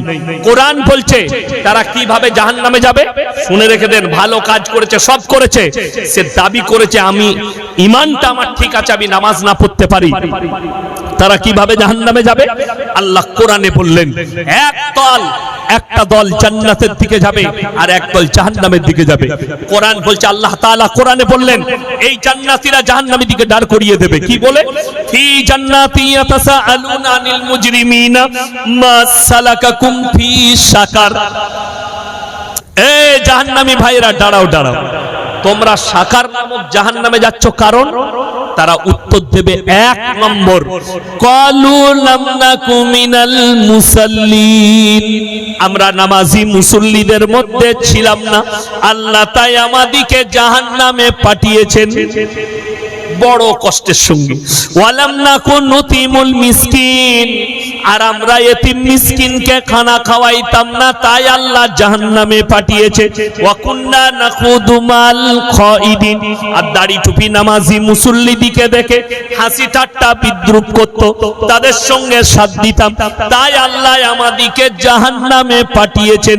ওয়া কুন্না নুকাজ্জিবু বিয়াউমিদ্দিন, আর আমরা বিচারের দিবসকে মিথ্যা বলে মনে করিতাম, তাই আল্লাহ আমাদেরকে জাহান্নামে পাঠিয়েছেন। আমার আল্লাহ কোরআনে 21 পারা সূরা সিজদা, যখন জাহান্নামকে টেনে আনা হবে, 70,000 ফেরেশতা জাহান্নামকে টেনে ধরে থাকবে, আর জাহান্নাম তর্জন গর্জন দেবে, লিলিহানসিকা আগুন উপর দিকে উঠবে। কোরআনে আছে তখন জাহান্নামীরা, যারা জাহান্নামী হবে তারা তখন দেখতে পাবে জাহান্নামের তর্জন গর্জন।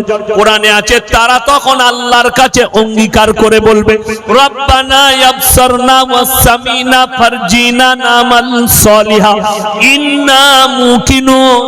ওগো আল্লাহ, আজকে আমরা জাহান্নাম দেখতে পেলাম, তার লিলিহানসিকা দেখতে পাচ্ছি, গর্জন শুনতে পাচ্ছি, আর একবার আমাদেরকে দুনিয়াতে ফিরিয়ে দাও, ভালো কাজ করব, নেক কাজ করব, নেক আমল করে আনবো।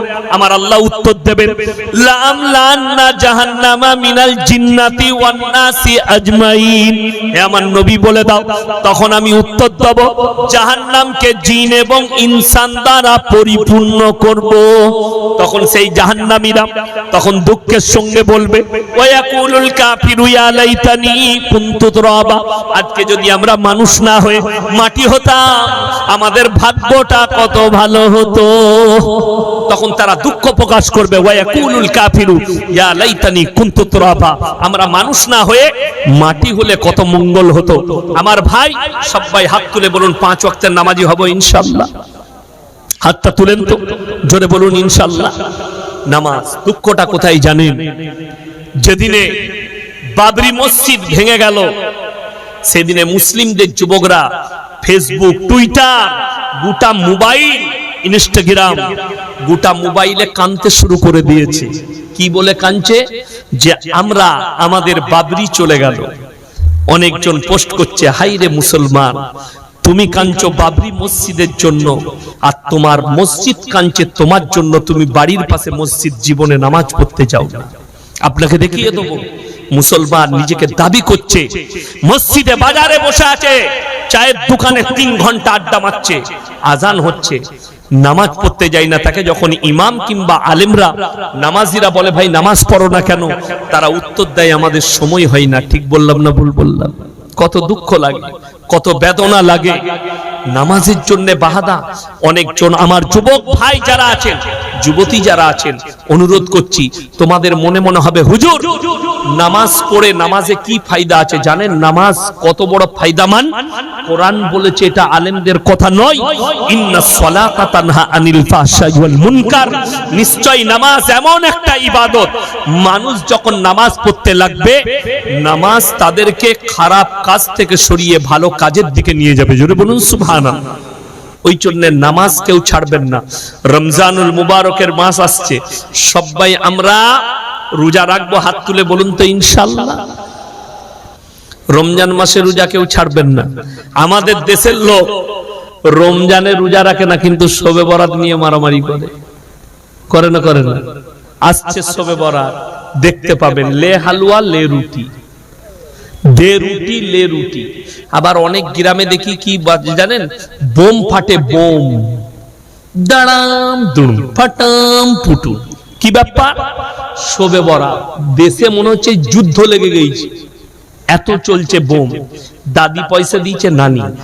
শরীয়ত সম্মত কোন বাপের বেটা মৌলবি যদি বলতে পারে অমুসলিম ভাইরা দেওয়ালিতে বোম ফাটাই না, ফাটাই না, আর তুমি শবে বরাতে ফাটাতো, তার সঙ্গে তোমার পার্থক্য নাই।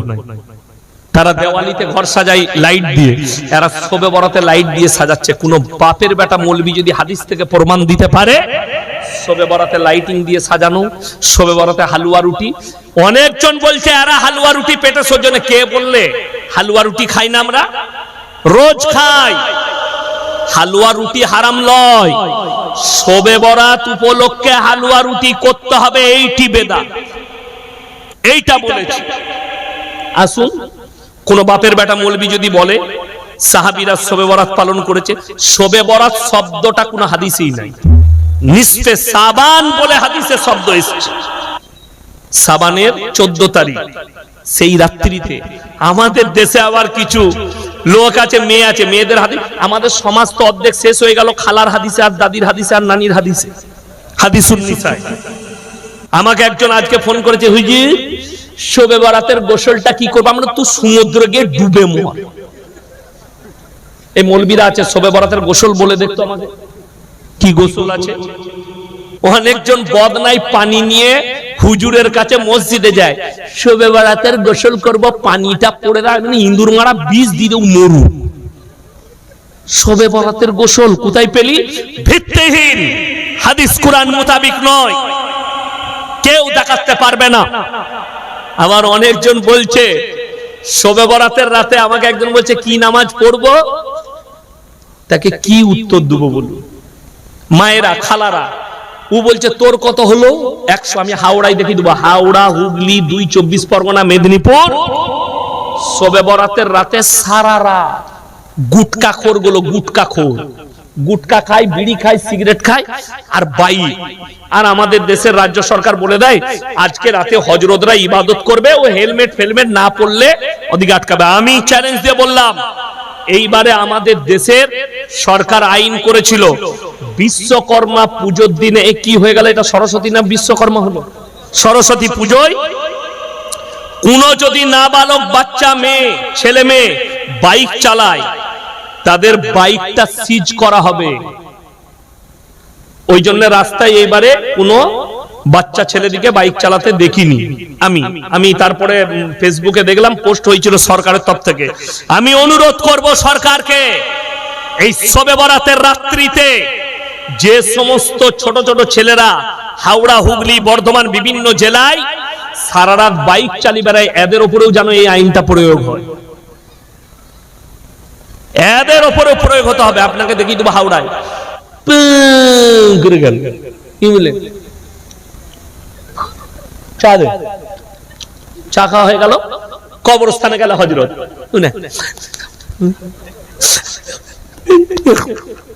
সারা রাত জাগবে। মসজিদে এসে দেখতে হুজুর ঘুমুচ্ছে। এই যখন মসজিদে দেখেছে হুজুর নামাজ পড়েনি, ঘুমুচ্ছে, আর ও এক কেদলি চা করে নিয়ে চলে গেছে, বলছে আজ রাতে ফাটিয়ে দেব। তোর কত হলো? বলে 80। তোর কত চলছে? বলে 92। টাকা কি বুঝলেন? আর নামা আল্লাহ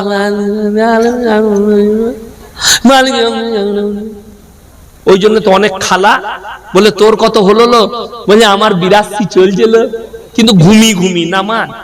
শুনে নাও, 2 রাকাত নফল নামাজ পড়ো, নামাজের মধ্যে যেন জান থাকে। ফজরের সময় মুয়াজ্জিন আজান দিচ্ছে, হাইয়া আলাস সালাহ হাইয়া আলাল ফালাহ, এরা তখন বলছে ইমাম আর মুয়াজ্জিন তোরা দুজনা যা পারবি চালা, আমরা আবার আগামী বছর আসব। ওয়ান নাই, বড় কষ্ট লাগে। শবে বরাতের রাত্রিতে, শবে বরাত শব্দটা হাদিসে নাই, নিসবে শাবান আছে। এই উদ্দেশ্য করে হালুয়া রুটি বেদাত, এই উদ্দেশ্য করে হালুয়া রুটি খাওয়া হারাম নয়, আপনি রোজ খান, কোনো অসুবিধা নেই, কিন্তু শবে বরাতের দিনে হালুয়া রুটি করতে হবে। আগে আমি দেখেছি গ্রামে গ্রামে ঘুরতো, যে দিবে ছিড়া রুটি তার হবে কানা বিটি। হ্যাঁ, এরকম করে লোকে ঘুরতো আর লোকরা সব দিত শবে বরাতের রুটি। নাউজুবিল্লাহ। আমি কালকে হাওড়ায় গিয়েছিলাম, ওরা চালের আটার রুটি, তারপরে ছিড়া পিঠে, অনেক কিছু করেছিল। যদি আমি চালের রুটি খাই না, তো তারপরে পরোটা করেছিল, আমি পরোটা খেলাম। কে বললে খাবো না? হালুয়া দিলে হালুয়া খেয়েছি, পায়েস খেয়েছি, সবই খেয়েছি, কিন্তু শবে বরাতের দিনই করতে হবে এরকম হাদিসে আর কোথাও কিছু নেই। এবং এই শবে বরাত উপলক্ষে নিসবে শাবান সম্পর্কে যতগুলো হাদিস এসেছে, সমস্ত হাদিসগুলোকে বেশিরভাগ মুহাদ্দিসিন তিনারা বলেছেন যঈফ, সহি বলেননি। কেউ কেউ জাল বলেছেন। আমার বন্ধুগণ, আমার ভাই, ওই জন্য আমি কারোর বিরুদ্ধে লোক নয়। আপনি ইবাদত করবেন আল্লাহর কাছে যেন কবুলিয়াত হয়। রমজান মাসে আপনি বলুন তো, এখন আমি অনেক দেখি তব অনেক গ্রামে এলান হয় আগামীকাল শবে বরাত, যারা রোজা রাখবেন সেহরি খাবেন। আলেমরা আছে, নফল ইবাদতের জন্য তাকিদ করা যাবে না। ইমানদারির সঙ্গে বলে, আপনাদের এলাকায় মসজিদে কোনদিন রমজান মাসে ইমাম এলান করেছে মুয়াজ্জিন যে একটা রোজা কেউ যদি নিজে থেকে ছেড়ে দেন, সারা জিন্দেগি রোজা না রাখলে রোজার মাসুল দিতে হবে? ভাই, রোজা ফরজ রোজা কেউ ছাড়বেন না, কোনদিন এলান হয় না। অথচ এরা শবে বরাত নিয়ে মারামারি করে। ভাগ্য করমে অনেক দিন আগে, 7-8 বছর আগে, আমার এক আত্মীয়র বাড়িতে আমি গেছি শবে বরাতের দিনে, রোজা রাখিনি, আমাকে নাস্তা দিয়েছে, নাস্তা করছে পাড়ার 4টা বুড়ি মেয়ে, শওকত সাহেবের ছেলে ইয়াসিন ভাই এসছে, আমাকে বলছে বাবা ইয়াসিন হুজুর আপনি রোজা রাখেননি? আমরা না মা, রোজা রাখিনি, নাস্তা করছি। বাবা, আমরা শবে বরাতের রোজা ছাড়ি না, আমরা রমজান মাসে বলছে বাবা 15টার বেশি পারি না। তুমি কেলানি খাবে আর আমি জান্নাতে যাব। আমি রমজানের রোজা ছাড়ি না, আর তুমি রমজানের রোজা রাখো না, শবে বরাত নিয়ে মারামারি করছো। নাউজুবিল্লাহ, আল্লাহ মাফ করুন। আমার বন্ধুগণ, আমার ভাই, আপনাদের সকলকে অনুরোধ করছি, আপনি আপনার পরিবার কেউ নামাজ ছাড়বেন না। জোরে বলুন ইনশাআল্লাহ। যদি বলেন নামাজের বরকত বলে দেন। রাসূল সাল্লাল্লাহু আলাইহি সাল্লামের হাদিস আমার মায়েরা শুনেলেন, তোমাকে বরকত তাবিজের দ্বারা বরকত হয় না। যদি বাড়িতে বরকত চাও, আল্লাহ রাসূল সাল্লাল্লাহু আলাইহি সাল্লাম বললেন, যারা 5 ওয়াক্তের নামাজি হবে মৃত্যুকাল পর্যন্ত আল্লাহ তাদের রুজিতে কোনোদিন কমি দিবেন না। জোরে বলুন সুবহানাল্লাহ। আপনি নামাজ 5 ওয়াক্তের পড়ুন, আল্লাহ রুজিতে কমি দিবেন না। আল্লাহ রাসূলের হাদিস, ইমাম দিকে 4000 বেতন দিতে পারেন, 5000 বেতন দিতে পারেন, কিন্তু রাসূলের হাদিস শুনেলেন, যারা আল্লাহর রাস্তায় দ্বীনের পথে থাকবে আল্লাহ মৃত্যুকাল পর্যন্ত ইজ্জতের রুজি দান করবেন। জোরে বলুন সুবহানাল্লাহ। আপনি আল্লাহর রাস্তায় থাকুন, আল্লাহ কিয়ামত পর্যন্ত ইজ্জতের রুজি দান করবেন, মৃত্যুকাল পর্যন্ত। আপনি ভেবে দেখুন না, নামাজি লোক যদি বলেন রুজি মানে কি? রুজি মানে জানেন? রোজ খাসির মাংস লয়, খাসির মাংসের নাম রুজি নয়। আপনার বাড়িতে ডাল আর সবজি হয়েছে, বিবি আপনাকে দস্তরখানে দিয়েছে, আপনি অবাক হবেন শুনলে, পৃথিবীতে আল্লাহর যতগুলো মখলুক আছে, মানুষই এমন একটা মখলুক যাকে পরিশ্রম করে খানা খেতে হয়। ঠিক বললাম না ভুল বললাম? আমরা যদি রুজির মালিক আল্লাহ যেমন বললেন, আমি বললাম রুজির মালিক সকল, আরেকবার বলুন কে? আল্লাহ। আপনি ফজরের নামাজ পড়ে আবার বউকে নিয়ে ল্যাপের ভেতরে ঘুমিয়ে গেলেন, বলে কেন? বলে হুজুর বলে গেছে রুজির মালিক আল্লাহ, বেলা 12টায় উঠে হাঁড়ি খুলে ভাত খেলবো, ভাত পাবেন? আপনাকে বাজার করে এনে দিতে হবে, স্ত্রী রান্না করবে, প্লেটে দিবে, তবে আপনি খেতে পাবেন। আপনি ফজরের নামাজ পড়ে গাছতলায় বসে একবার গাছের দিকে তাকান, গাছের উপর একটা পাখি বসে আছে, না তাকে রান্না করতে হয়, না তাকে ইনকাম করতে হয়, আল্লাহ বিনা পরিশ্রমে তাকে রুজি দান করে। এর থেকে বড় জিনিস বিজ্ঞান বলছে সমুদ্রের তলে 3 ভাগ প্রাণী, স্থলে 1 ভাগ। এই সমুদ্রের তলে যতগুলো প্রাণী আছে, গবেষণা মোতাবেক বর্তমানে সব থেকে বড় প্রাণীর নাম হচ্ছে নীল তিমি। 24 ঘন্টার ভেতরে বিজ্ঞান বলছে তারা 100 কুইন্টাল খাবার খায়। কে রুজি দান করে? আমার আল্লাহ রুজি দান করে। ওই 3 ভাগ প্রাণী স্থলে যারা আছে, আমরা হাতিকেই জানি সব থেকে বড় প্রাণী।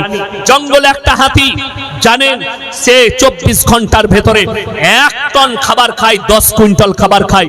আল্লাহ রুজি দান করেন। গোটা পৃথিবীর রুজির দায়িত্ব আমার আল্লাহ।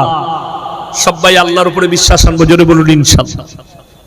আমার বন্ধুগণ, আপনারা মনে করবেন না কিয়ামত অনেক দূরে আছে, কিয়ামতের ডাঙ্কা বেজে গেছে, আলামত গুলো প্রকাশ পেতে শুরু করে দিয়েছে।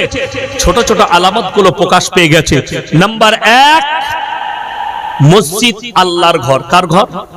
আল্লাহর ঘর। এই ইমাম সাহেবরা অনুভব করছে জুম্মার দিনে ইমামের খুতবা চলে, সমাজের লোক দুনিয়াদারির কথা বলে, বলে না বলে না? নবীজি বলেছেন যখন দেখতে পাবে মসজিদের ভেতরে দুনিয়াদারির কথা হচ্ছে, তখন জানবে কিয়ামত কাছে চলে এসেছে। নাম্বার 2, রাস্তাঘাটে নারী আর পুরুষ গাধার মতো জিনা করতে লাগবে। আল্লাহর নবী সাহাবীরা বলেন, ইয়া রাসূলুল্লাহ, এমন কি যুগ আসবে? নবীজি বলেন 100% আসবে। আজকে সেই যুগ চলে এসেছে। মোবাইল খুলে দেখুন, দামি দামি লোক রাস্তার ওপরে জিনা করতে লাগছে গাড়ি দাঁড় করিয়ে, গাধার মতো। কিয়ামতের আলামত প্রকাশ পেয়ে গেল। নাম্বার 3, এইটা বলে দিলে অনেক জনের গায়ে চুলকুনি শুরু হয়ে যাবে, কিন্তু বলতে আমাকে হবে। আল্লাহ রাসূল সাল্লাল্লাহু আলাইহি সাল্লামের হাদিস, তোমরা বুঝতে পারবে কিয়ামত কাছে এসেছে কখন? যখন দেখতে পাবে অশিক্ষিত মূর্খরা সমাজের নেতৃত্ব দিচ্ছে, আর শিক্ষিতরা চুপচাপ বসে দেখছে। এটা কিয়ামতের আলামত, রাসূলের হাদিস, আল্লাহর নবী বলে দিলেন। আমার বন্ধুগণ, নাম্বার 4, পরকীয়া আম হয়ে যাবে। নাম্বার 5, নারীরা পোশাক পরবে, তারপরও ন্যাংট থাকবে নারীরা। আজকে ভেবে দেখুন, অবাক হবেন শুনলে। আমি মোবাইলে পোস্ট দেখলাম, পোস্ট একটা, মুম্বাই মনে হয় ম্যারাথন দৌড় হয়েছে, তাই না? আমির খানের মেয়ে সেই দৌড়ে অংশগ্রহণ করেছে। তো দেখলাম ছোট জাঙ্গিয়া পরে আর বগল কাটা গেঞ্জি পরে, সেটা তার রুচির ব্যাপার, সে করতেই পারে, এটা নিয়ে আমার কোনো বাধা দিবার অধিকার নেই। সেখানে অনেকজন পোস্ট করেছে যে যে মেয়েরা বোরকা পরছে, পর্দা করছে, তারা নিজেদিকে সুরক্ষিত মনে না করে পড়ছে, আর যারা বিকিনি পরে ছুটছে এরা নিজেদিকে সুরক্ষিত মনে করেছে। এরপর এই উত্তর আমার কাছে আছে। যে পণ্ডিত, যে ব্যক্তি পোস্ট করেছেন, ইমানদারির সঙ্গে বলি, যারা এখানে মাস্টার আছেন, ইতিহাসের মাস্টার, যারা ইতিহাস আমরা পড়েছি, 3-র ইতিহাসে আদিম যুগের ঘটনা আছে না নাই? শুধু 3-র ইতিহাসে নাই, আরো ঘটনা আছে আদিম যুগের।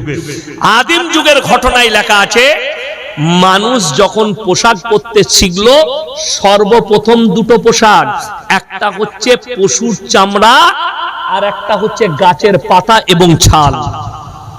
ইতিহাস পড়ে নেবেন, আমি যদি মিথ্যা বলি, এখানে ইতিহাসবিদ থাকলে আপনি বলে দেন আপনি মিথ্যা বলছেন। এটা প্রথম। কি করে এলো? সভ্যতা এলো, তারা অসভ্যতাই ছিল। আস্তে আস্তে মানুষ সভ্যতা খুঁজে পেল। মানুষ আগে কাঁচা মাংস খেত, আমরা বলিনি, ইতিহাসবিদরা বলছে। পাথর এবং আগুন ধরাতে শিখলো। আগুন যখন তারা উৎপত্তি করলো, তারা পুড়িয়ে মাংস খেতে, রান্না করে মাংস খেতে শিখলো। আস্তে আস্তে তারা পোশাক পরিচ্ছদ পেল, পোশাক পরতে লাগলো। আর এই পোশাক, ন্যাংটো থেকে পোশাক পরার নাম হচ্ছে সভ্যতা। আল্লাহর রাসূলের হাদিস শুনে নাও পণ্ডিতরা, জ্ঞানীরা, যারা বলছো মেয়েরা ঢাকবে কেন, যে সমস্ত স্কুল কলেজ ইউনিভার্সিটির ছেলে মেয়ে যারা আমাদের মৌলবীদের দিকে পর্দা নিয়ে আঙ্গুল তুলছো, তারা কান খুলে শুনে নাও, ভালো করে স্কুলে পড়াশোনা করো। তোমাদের কান কেটে দিবার ক্ষমতা আছে, যদি হিম্মত থাকে আমার সাথে ডিবেটে বসবে, তোমাদেরকে নাংটা করে ছেড়ে দেবো আমি। আমার বন্ধু, আমার ভাই, সভ্যতার নাম হচ্ছে কাপড় পরা। আল্লাহর নবী বললেন, আখরি জামানায় যখন কিয়ামত আসবে, বর্বরতার যুগের পাপগুলো মডেলিং হয়ে ফিরবে। মানুষ ন্যাংটো ছিল, কিয়ামতের পূর্বে আবার তারা ন্যাংটো হবে। কেন? সেটার নামই হচ্ছে বর্বরতার যুগ। তখন কিয়ামত আসবে। রাসূলের হাদিস, মেয়েরা কাপড় পরবে, ন্যাংটো থাকবে। আজকে কিছু মেয়ে কাপড় তো পরছে, তারপরেও ন্যাংটো আছে। ঠিক বললাম না ভুল বললাম?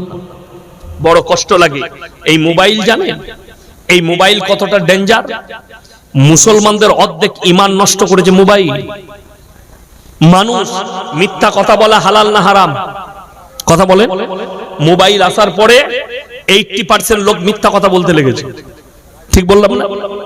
ফোন করছে, একজন টাকা পায়, হ্যালো কোথায় আছিস, টাকাটা নিতাম যে।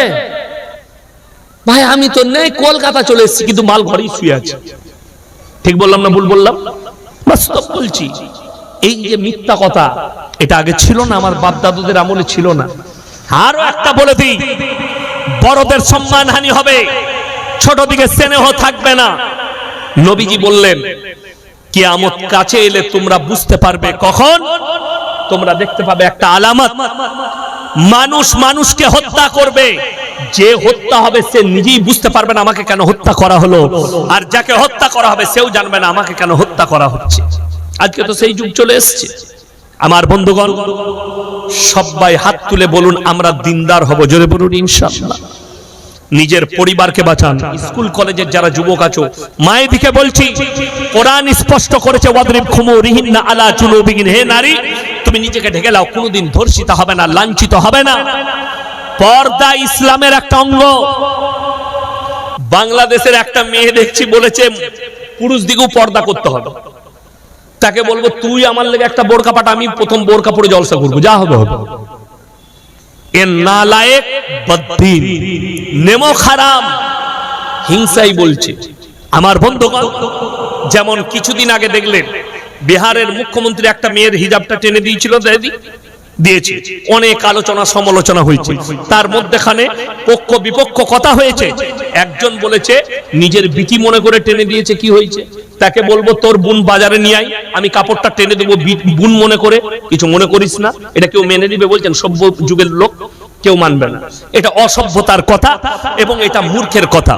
দ্বিতীয় নম্বর, রবিকা আলী আকাত বলে একটা মেয়ে আছে, অ্যাঙ্কার টিভি। তাকে মুসলমান বলা যাবে না, নিজেকে মুসলমান বলছে। কিন্তু দুঃখের বিষয় জানেন কি বলছে? সে একটা ডিবেটে বলছে, যদি মুসলমান মেয়েদিকে পর্দাই করা দরকার ছিল, হিজাবই পড়তে হতো, তো আল্লাহ যখন দুনিয়াতে পাঠালো তখন পর্দা করে কেন পাঠায়নি?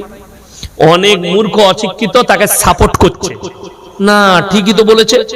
তাহলে আমি জিজ্ঞেস করতে চাই, তুমি যখন দুনিয়াতে আমরা এসছি, কাপড় পরে না ন্যাংটো? কথা বলে ন্যাংটা। তাহলে তুই কাপড় পরছিস কেন? ন্যাংটো থাক। আল্লাহ তো তোকে ন্যাংটো পাঠিয়েছে, কাপড় কেন পরলি? এই কাপড় পরার নামই হচ্ছে সভ্যতা। ইসলামের নারী দিকে হিজাব পরার নাম হচ্ছে পর্দা। শালীন পোশাক তোমাকে ঢাকতে হবে। পর্দাকে ফরজ করা হয়েছে নারী তোমার জন্য। ওই জন্যই তো হাদিসে আছে, আখরি জামানায় নবীজি বললেন, বেশিরভাগ মা বোন মহিলা দুটো কারণে জাহান্নামে যাবে। কয়টা কারণ বললাম? দুটো। মায়েরা ভালো করে শুনবেন। নাম্বার 1, স্বামীর অবাধ্যতা। নাম্বার 2, বেপরদাহি।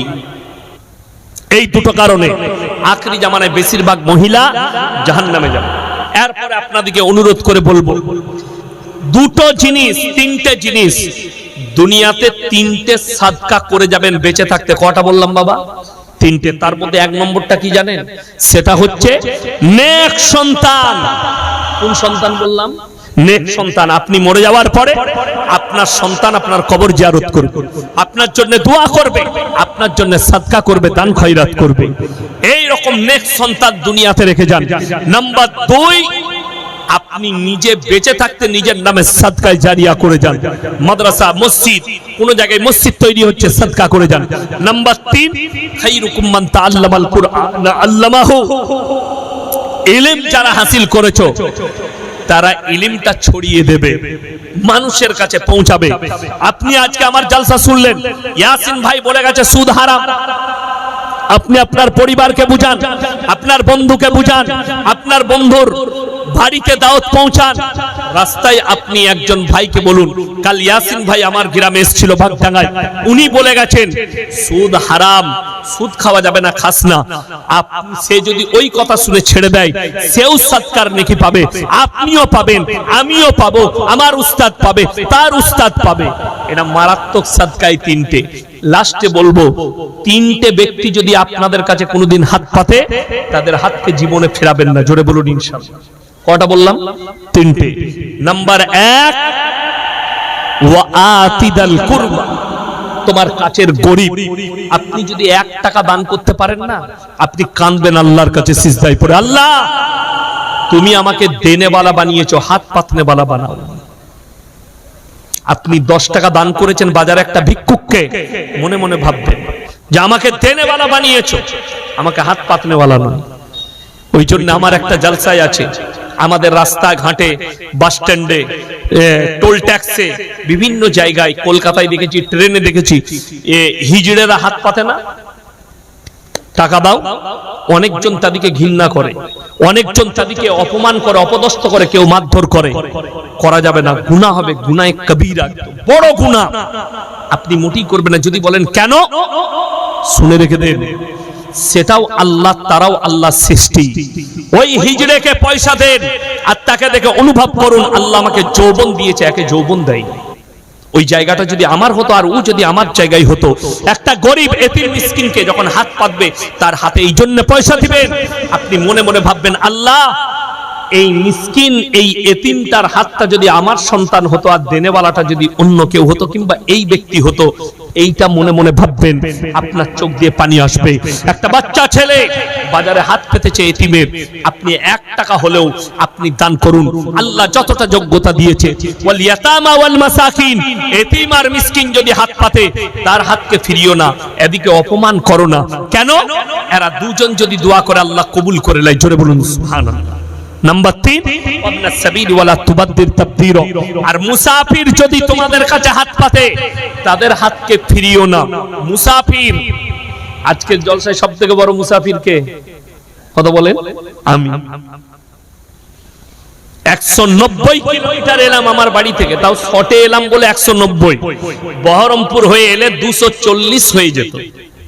আমার বন্ধুগণ, আমার ভাই, আজকের জলসায় আমি সব থেকে বড় মুসাফির। এই তিনটে ব্যক্তি, কাছের গরিব, এতিম মিসকিন আর মুসাফির, এই তিনজন যদি হাত পাতে, আল্লাহ তাআলা এদের দোয়াকে সঙ্গে সঙ্গে কবুল করে নেয়। এর পরের আয়াতটা যেটা আল্লাহ বলেছেন মারাত্মক, এটা উপদেশ, এটা সাবধান বাণী। ইন্নাল মুবাত্তিরিনা কানু ইখওয়ানাশ শায়াতিন ওয়া কানাশ শাইতানু লিরাব্বিহি কাফুরা। যারা অপব্যয় করবে, তারা হচ্ছে শয়তানের ভাই। অপব্যয় কেউ করবেন না। জোরে বলুন ইনশাআল্লাহ। অপব্যয় কি?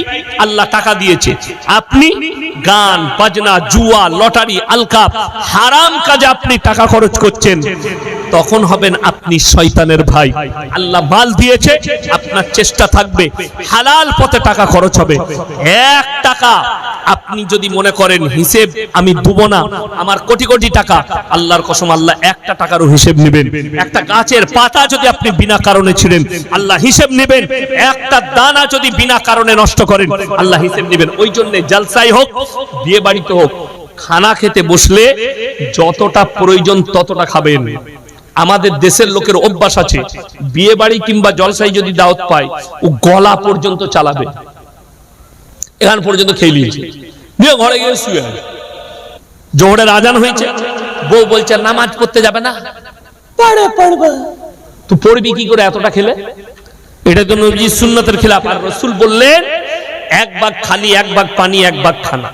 এটা রাসূলের সুন্নত। নামাজও ভালো হবে, ইবাদত ভালো হবে, আল্লাহ রুজিতে বরকত দেবে। আর আপনি মনে করছেন আমি একবার যখন পেয়েছি সব চালিয়ে দিই, খাবেন না, হালকা খান, কম খান। আমার বন্ধুগণ, সুন্নত তরিকায় খান। যতটুকু প্রয়োজন প্লেটে, বাড়িতে হোক বিয়ে বাড়িতে হোক, অতটুকু নেবেন, প্লেটটা চেটে খান। একটা দানা আপনি যদি নষ্ট করেন, আল্লাহ হিসেব দিবেন কিয়ামতের দিনে। হাদিস শুনেলেন, যারা গরিব আছেন খেটে খান, যারা বড় লোক তারা শুনেন। একজন কোটিপতি মুমিন ব্যক্তির থেকে একজন গরিব মানুষ মুমিন ব্যক্তি 500 বছর আগে জান্নাতে প্রবেশ করবে। জোরে বলুন সুবহানাল্লাহ। আপনি ভাগ্যবান। ওই জন্যে নামাজ বাবা ক ওয়াক্তের? তাড়াতাড়ি বলুন। 5 ওয়াক্ত। আমি বলবো একজন আল্লাহর বান্দা কেউ আছেন যে মসজিদের জন্য 5,000 টাকা দিবেন? ইনশাআল্লাহ দেখি কে আছেন কোন আল্লাহর বান্দা? একজন হাত তুলেন তো, 5,000 টাকা ওয়াদা করবেন আল্লাহর ঘরের জন্য, মসজিদের জন্য। একজন আল্লাহর বান্দা কে আছে? কেউ আছেন মজমায় 5,000 টাকা দিবেন? মসজিদ, আল্লাহর ঘর। নবীজি বলেছেন যাকিরা, গচ্ছিত সম্পদ। মানুষ কিয়ামতের দিনে কাঁদতে শুরু করবে যে আমি যদি আরো কিছু বেশি দিতাম আমার জন্য মঙ্গল হতো। আল্লাহর ঘর, মসজিদ, কিয়ামতের সকাল পর্যন্ত কবরে শুয়ে শুয়ে নেকি পাবেন, সাদকায়ে জারিয়া। একজন আল্লাহর বান্দা হাত তুলেন তো তাড়াতাড়ি, 5,000 টাকা কে দিবেন? ইনশাআল্লাহ দেখি। একজন আল্লাহর বান্দা তাড়াতাড়ি বলুন 5,000 টাকা কে আছে? আল্লাহ দিয়েছে, আল্লাহর রাস্তায় খরচ করবেন। মাত্র 5,000 টাকা বলেছি। আমার ভাই তাড়াতাড়ি হাত তুলেন কে আছে? 5,000 টাকা বলেছি আল্লাহর ওয়াস্তে, পরকালের জন্য, মরণের পরের জন্য। একজন ভাই, মায়েদের মধ্যে, আমার বোনেদের মধ্যে, আমার ভাইদের মধ্যে কে আছেন? কে আছেন একজন আল্লাহর বান্দা? আমি মুসাফির মানুষ, আমি দোয়া করব আপনাদের জন্য যে আল্লাহ যেন আপনার হায়াতে বরকত দেয়, মালে বরকত দেয়। এরকম একজন আল্লাহর বান্দা কেউ নেই? 5,000 টাকা ওয়াদা করবেন, বিসমিল্লাহ করবেন। কে আছেন? কোন আমার ভাই আছেন? একটু তাড়াতাড়ি হাতটা তুলি ইনশাআল্লাহ। 5,000 টাকা বলেছে, আল্লাহ অনেক দিয়েছে, অনেক জায়গায় খরচ করছি, একটু আল্লাহর ঘরে খরচ হোক। আপনি অবাক হবেন। একজন আল্লাহর বান্দা আমার ভাই, একজন কেউ নেই এই মজমায়? আল্লাহর রাস্তায় দিবেন, একটু আমার সাথে মুলাকাতটা করে যাবেন 5,000 টাকা ওয়াদা করে। কেউ আছেন এরকম আল্লাহর বান্দা একজন? তাড়াতাড়ি বলুন একজন কে আছে? মাত্র 5,000 টাকা চেয়েছি। কে আছেন? কোন আমার আল্লাহর বান্দা আছে? তাড়াতাড়ি বলেন। কেউ নেই? ইনশাআল্লাহ দেখি। আমি জানেন অন্যান্য জেলায় কি বলি? কালকে হাওড়া জেলায় বলেছি, মুর্শিদাবাদ, নদিয়ার মানুষকে আপনারা দানেতে পারবেন না। দানের হাত অনেক লম্বা মুর্শিদাবাদের মানুষের। আমার বন্ধুগণ, আমার ভাই, একজন আল্লাহর বান্দা কেউ নেই? 5,000 টাকা একজন আল্লাহর বান্দা। তাড়াতাড়ি বলুন। 5,000 টাকা চেয়েছি। যদি মনে হয় বেনামে বলে দেন, নাম বলতে ইচ্ছুক যদি না হন। আমার মা বোনেদের মধ্যে যদি কেউ থাকেন বলে পাঠান। মাত্র 5,000 টাকা বলেছি। মাশাআল্লাহ। দেখেন আমার ভাইজান আব্দুল মালিক সাহেব, উনি নিজে 5,000 টাকা দিবেন। আল্লাহ তাআলা উনার হায়াতে বরকত দেখ, রুজি রোজগারে আল্লাহ বরকত দেখ, উনার পূর্বপুরুষকে আল্লাহ জান্নাতি করুক। আমার ভাই, উনার জুড়ি হবার জন্য 2 নম্বর 5,000 টাকাটা কে আছেন? 2 নম্বর আল্লাহর বান্দা। 5,000 টাকা মাত্র বলেছি। কে আছেন? আমার কোন ভাই আছেন? একটু তাড়াতাড়ি বলি ইনশাআল্লাহ। 2 নম্বরটা কে আছে? আমার ভাই উঠে যাবেন না, উঠে যান না। আপনি দিবেন না তাও মজমায় বসে থাকুন। আমি এখনো বক্তব্য শেষ করিনি, খালি মসজিদের জন্য একটু হাত বাড়িয়েছি। 2-10 মিনিট 15 মিনিট চাইবো, আবার আপনাদের কাছে আমি বক্তব্য দেবো ইনশাআল্লাহ। আমার ভাই তাড়াতাড়ি বলুন। 2 নম্বর 5,000 টাকা কে আছেন? কোন আমার আল্লাহর বান্দা একজন ভাই একটু হাতটা তুলে দেন, পরকালের জন্য, মরণের পরের জন্য। 5,000 টাকা বলেছি মাত্র। আর একজন ভাই কেউ নেই এই বাগডাঙ্গার মাটিতে ইনশাআল্লাহ? আর একজন আল্লাহর বান্দা? তাড়াতাড়ি বলুন। একটা হয়েছে, 2 নম্বরটা আমি চাই। 2 নম্বরটা কে আছে? আল্লাহর নবী সাল্লাল্লাহু আলাইহি সাল্লাম মক্কা নগরীতে এলান করলেন, ওয়ামা ইউকরিদুল্লাহ কারদান হাসানা। আল্লাহর রাস্তায় কে কি দান করবে বলবো।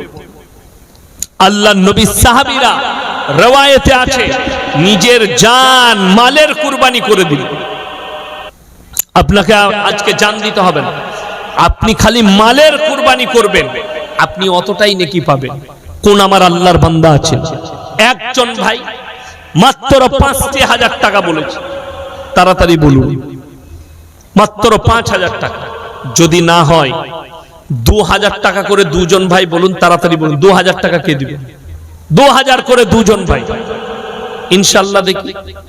2,000 টাকা কে আছেন? 2,000 করে ইনশাআল্লাহ দেখি 2000 করে কে আছে? একজন আল্লাহর বান্দা 2000 টাকা কে আছে?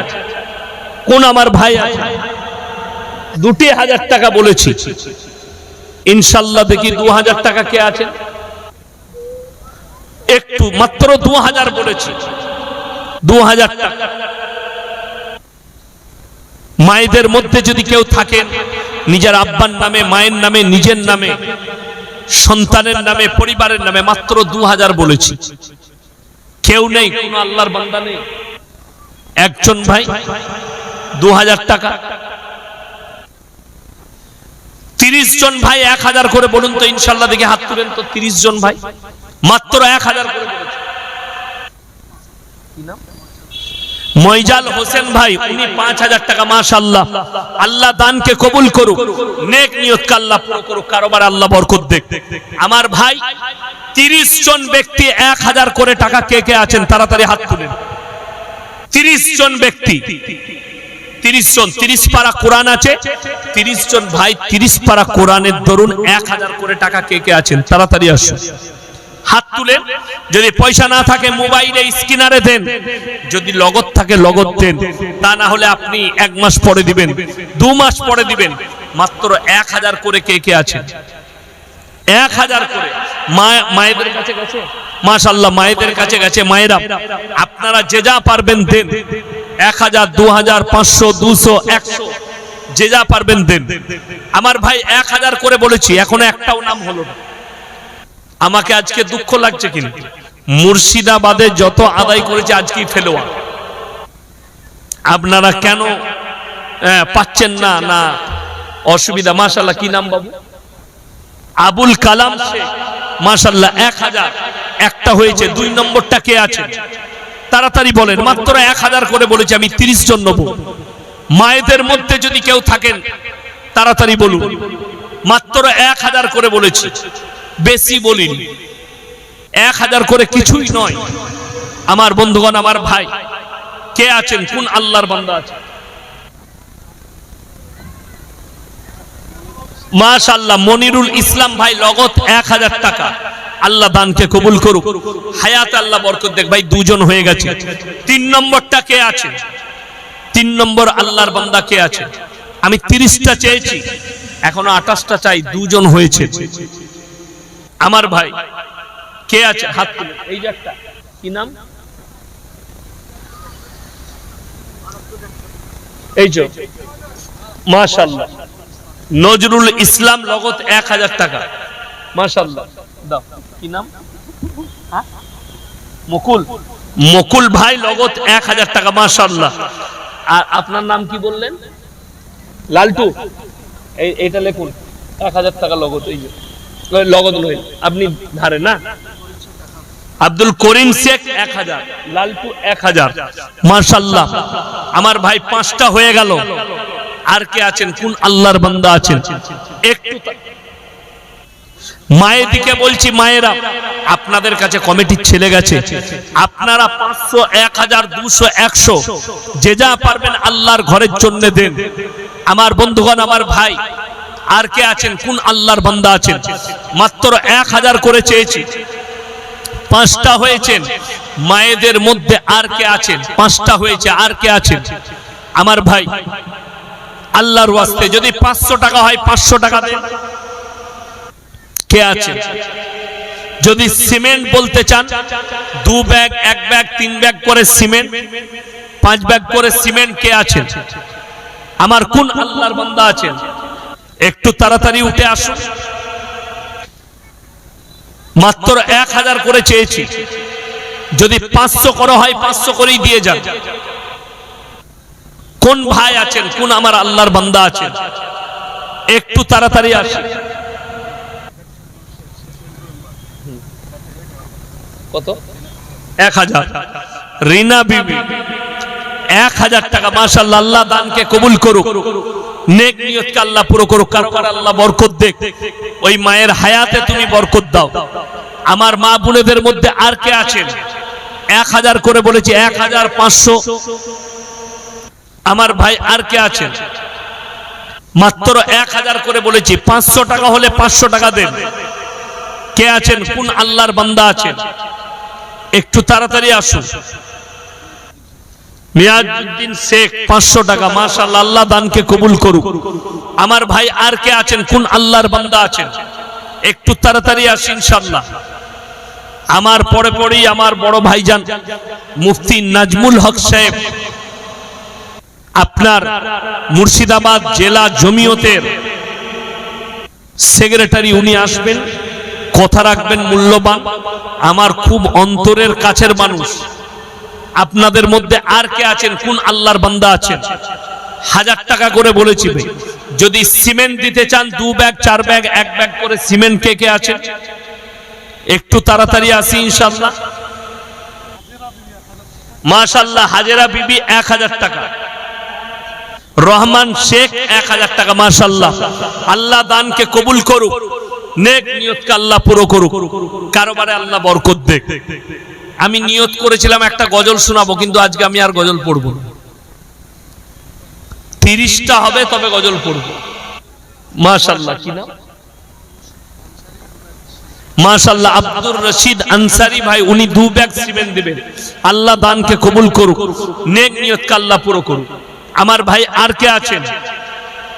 সিমেন্ট যদি 1 ব্যাগ 2 ব্যাগ করে সিমেন্ট দেন। আমার ভাই আর কে আছেন? আমার মা বোনেদের মধ্যে যারা আছেন 500 100 250 এই মসজিদের জন্য, মসজিদ আল্লাহর ঘর, কে আছেন? আমার কোন ভাই আছেন? তাড়াতাড়ি বলুন। 5 বস্তা গৈরব বিবি 100, মাশাআল্লাহ, আল্লাহ দানকে কবুল করুক। আমার ভাই একটু তাড়াতাড়ি আসি ভাই, কে কে আছেন? 100 250 500 তাড়াতাড়ি বলি, একটু তাড়াতাড়ি বলি ইনশাআল্লাহ। আল্লাহর ওয়াস্তে সিমেন্ট যদি 5 বস্তা 10 ব্যাগ 5 ব্যাগ করে সিমেন্ট এই মসজিদ আল্লাহর ঘরের জন্য। আমার ভাই একটু আল্লাহর ওয়াস্তে উঠে আসি, কে কে আছেন? ভাই 1000 করে চেয়েছি। মা বোনেদের মধ্যে যদি আরো কেউ থাকেন, 500 টাকা 200 টাকা 100 টাকা যা হবে দিয়ে যান। সিমেন্ট 1 ব্যাগ 2 ব্যাগ সিমেন্ট কেউ যদি দেন ভাই, একটু তাড়াতাড়ি আসি ইনশাআল্লাহ, আল্লাহর ওয়াস্তে। মাশাআল্লাহ, শাহজাহান শেখ ভাই, উনি 1000 টাকা দিয়েছেন। আল্লাহ দানকে কবুল করুক, নেক নিয়তকে আল্লাহ পুরো করুক, কারোবারে আল্লাহ বরকত দেখ, রুজি রোজগারে আল্লাহ বরকত দেখ। আমার ভাই আর কে আছেন? আমার কোন আল্লাহর বান্দা আছেন?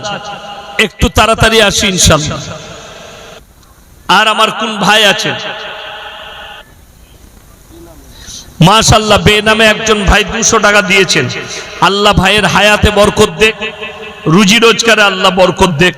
আমার ভাই আর কে আছেন? কোন আল্লাহর বান্দা আছেন? একটু তাড়াতাড়ি আসি ইনশাআল্লাহ। 500 করে টাকা 100 করে টাকা 200 300 কিংবা সিমেন্ট যদি কেউ পারে সিমেন্ট নিয়ে সিমেন্ট দেন।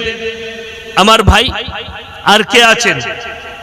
একটু তাড়াতাড়ি উঠে আসি ইনশাআল্লাহ।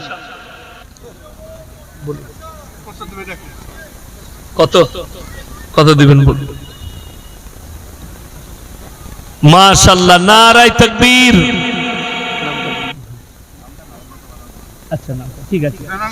একজন ভাই গোপন রেখেছেন নামটা, সকলে দোয়া করবেন আল্লাহ ভাইজানের হায়াতে বরকত দেখ, উনার রুজি রোজগারে আল্লাহ বরকত দেখ, পূর্বপুরুষকে আল্লাহ জান্নাতি করুক। আমার ভাই উনি 10,000 টাকা নিয়ত করেছেন, আল্লাহ উনার হায়াতে বরকত দেখ, রুজি রোজগারে আল্লাহ বরকত দেখ। আমার ভাই আর কে আছেন? আমার কোন আল্লাহর বান্দা আছেন? মাশাআল্লাহ, আসুন ভাই। এই দেখেন বেনামে আর একজন ভাই নগদ 200 টাকা দিয়েছেন, জাযাকাল্লাহ। এই দেখেন নাম বলতে বারণ করেছে, বেনামে 1000 টাকা হয়েছে। মাশাআল্লাহ, আল্লাহ দানকে কবুল করুক, নেক নিয়তকে আল্লাহ পুরো করুক। আমার ভাই আর কে আছেন? আমার কোন আল্লাহর বান্দা আছেন? একটু তাড়াতাড়ি বলুন। খাদেম বিশ্বাস 200 টাকা দিয়েছেন, আল্লাহ দানকে কবুল করুক, নেক নিয়তকে আল্লাহ পুরো করুক, কারোবারে আল্লাহ বরকত দেখ। আমার ভাই আর কে আছেন একটু তাড়াতাড়ি বলি ইনশাআল্লাহ। মাত্র 1000 করে বলেছি, 500 হলেও দেন, 200 হলেও দেন, তাড়াতাড়ি বলি। কে আছেন? সিমেন্ট যদি কেউ 10 ব্যাগ দেন, 5 ব্যাগ দেন। মা বোনেদের মধ্যে যদি কেউ থাকেন, এলাহি শেখ 100 টাকা, বে নামে একটা 500 টাকা। মাশাআল্লাহ, আল্লাহ দানকে কবুল করুক, নেক নিয়তকে আল্লাহ পুরো করুক, কারোবার আল্লাহ বরকত দেখ, রুজি রোজগার আল্লাহ বরকত দেখ। আমার ভাই বে নামে আরো একজন 500 টাকা দিয়েছেন। মাশাআল্লাহ, বে নামে 12,000 টাকা একজন ওয়াদা করেছেন। আল্লাহ তাআলা উনার হায়াতে বরকত দেখ, রুজি রোজগারে আল্লাহ বরকত দেখ, কারোবারে আল্লাহ বরকত দেখ। মাশাআল্লাহ, আল্লাহ দানকে কবুল করুক। আমার ভাই আর কে আছেন? আমার কোন আল্লাহর বান্দা আছেন? যদি নাম বলতে ইচ্ছুক না থাকেন আমার ভাই একটু তাড়াতাড়ি আসি ইনশাআল্লাহ। এটা দেখে দেন, ওইখানে দেখেন ছিড়া আছে বলে নিন। মাশাআল্লাহ, আর কে আছেন ভাই? মায়েদের মধ্যে, মায়েদের কাছে কমিটির ছেলেরা গেছে, মায়েরা যে যা পারবেন একটু দেন। 200, 150, 500, কিন্তু কেউ চলে যাবেন না। আমার পরেই মুফতি সাহেব আসছেন, টাকা না দিতে পারলেও আপনি জলসা শোনার জন্য, দোয়া নিবার জন্য একটু বসে থাকেন। এক্ষুনি মুফতি সাহেব আসবেন, মূল্যবান কথা রাখবেন। আমি ওয়াদা করেছি ইনশাআল্লাহ আমি গজল শুনিয়ে তারপরে জলসা শেষ করব। এসো মাশাআল্লাহ, এসো। তোমার নানা, নানুর জন্য 300 টাকা দিয়েছে। আল্লাহ তোমার নানাকে জান্নাতি করুক। মাশাআল্লাহ, কি নাম? বে নামে আর একজন ভাই 200 টাকা দিয়েছেন। আল্লাহ দানকে কবুল করুক, হায়াতে আল্লাহ বরকত দেখ। আমার ভাই আর কে আছেন? কোন আল্লাহর বান্দা আছেন? আমি ওয়াদা করেছি ইনশাআল্লাহ গজল শোনাবো। সেরিনা বিবি 500 টাকা দিয়েছেন। মাশাআল্লাহ, আল্লাহ দানকে কবুল করুক, নেক নিয়তকে আল্লাহ পুরো করুক। আমার মা বোনেদিকে অনুরোধ করব, আপনারা 100, 200, 50, 500, 10, 20 যে যা পারবেন দেন। আমার ভাই আর কে আছেন? কোন আল্লাহর বান্দা আছেন? একটু আল্লাহর ওয়াস্তে উঠে আসি।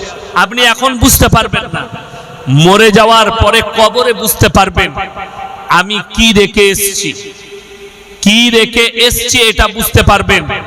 আপনি কিয়ামতের সকাল পর্যন্ত এই মসজিদ বাকি থাকবে, আপনি নেকি পেতে থাকবেন। আমার বন্ধুগণ, আমার ভাই, ওই জন্য মসজিদ আল্লাহর ঘর। একটু পরকালের চিন্তা করে যে যা পারি একটু উঠে আসি, একটু শরীক হয়, আসুন। মাশাআল্লাহ, বে নামে একজন আল্লাহর বান্দা, উনি 200 টাকা দিয়েছেন। আল্লাহ ভাইয়ের কারোবারে বরকত দেখ, খেতি বাড়িতে বরকত দেখ, ভাইয়ের আল্লাহ হায়াতে বরকত দেখ, রুজি রোজগারে আল্লাহ বরকত দেখ। আমার ভাই আর কে আছেন? কোন আল্লাহর বান্দা আছেন? একটু তাড়াতাড়ি আসি ইনশাআল্লাহ।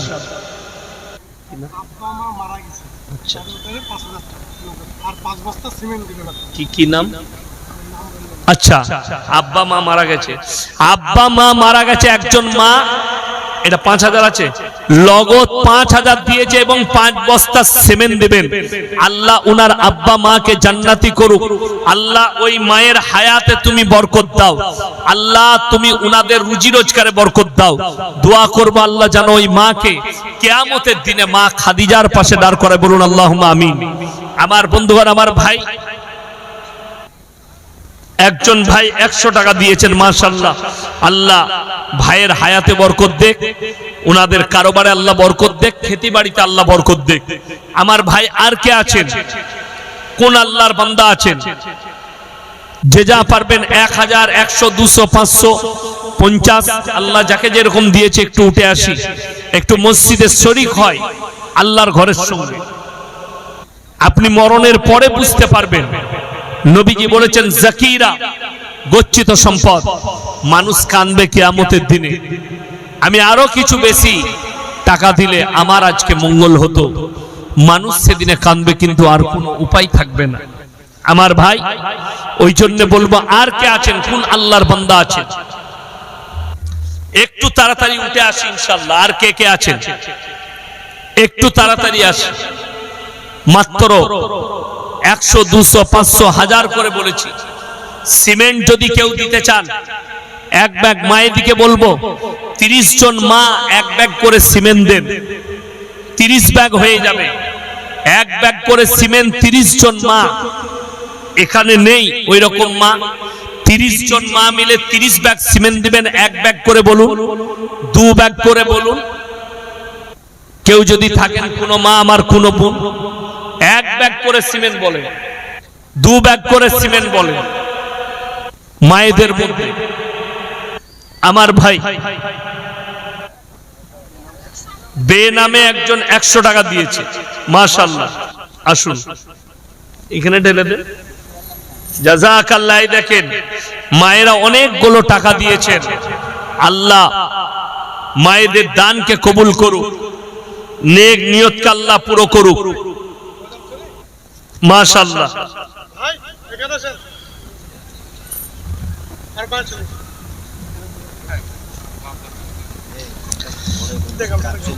মাশাআল্লাহ, এটা পরে গুনবেন। মাশাআল্লাহ। আরো একজন ভাই, না এখানেই থাক, আপনারা গুনবেন। মুফতি সাহেব এলে এগুলো সাইড করে রেখে দেন, এখন ঢাকা দিয়ে রেখে দেন। হ্যাঁ, তুই ঢুকিয়ে রেখে দেন, একটু সাইড করে পেছনে গুনবেন তখন। আমার ভাই, আর কে আছেন, এটা গুনেন, কটা আছে দেখুন, 1000 করে গুনবেন, ক হাজার আছে দেখুন। আমার ভাই, আর কে আছেন, কোন আল্লাহর বান্দা, সুফিয়া বিবি 1000 টাকা ওয়াদা, মাশাআল্লাহ, আল্লাহ দানকে কবুল করুক।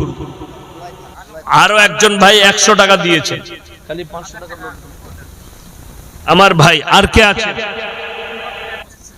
হানুফা বিবি 1 বস্তা সিমেন্ট, মাশাআল্লাহ। আর কে আছেন ভাই, একটু তাড়াতাড়ি আসি ইনশাআল্লাহ।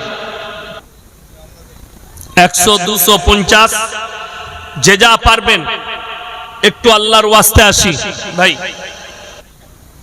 কত আছে? এই দেখেন 13,500, ওইটা কত আছে দেখুন।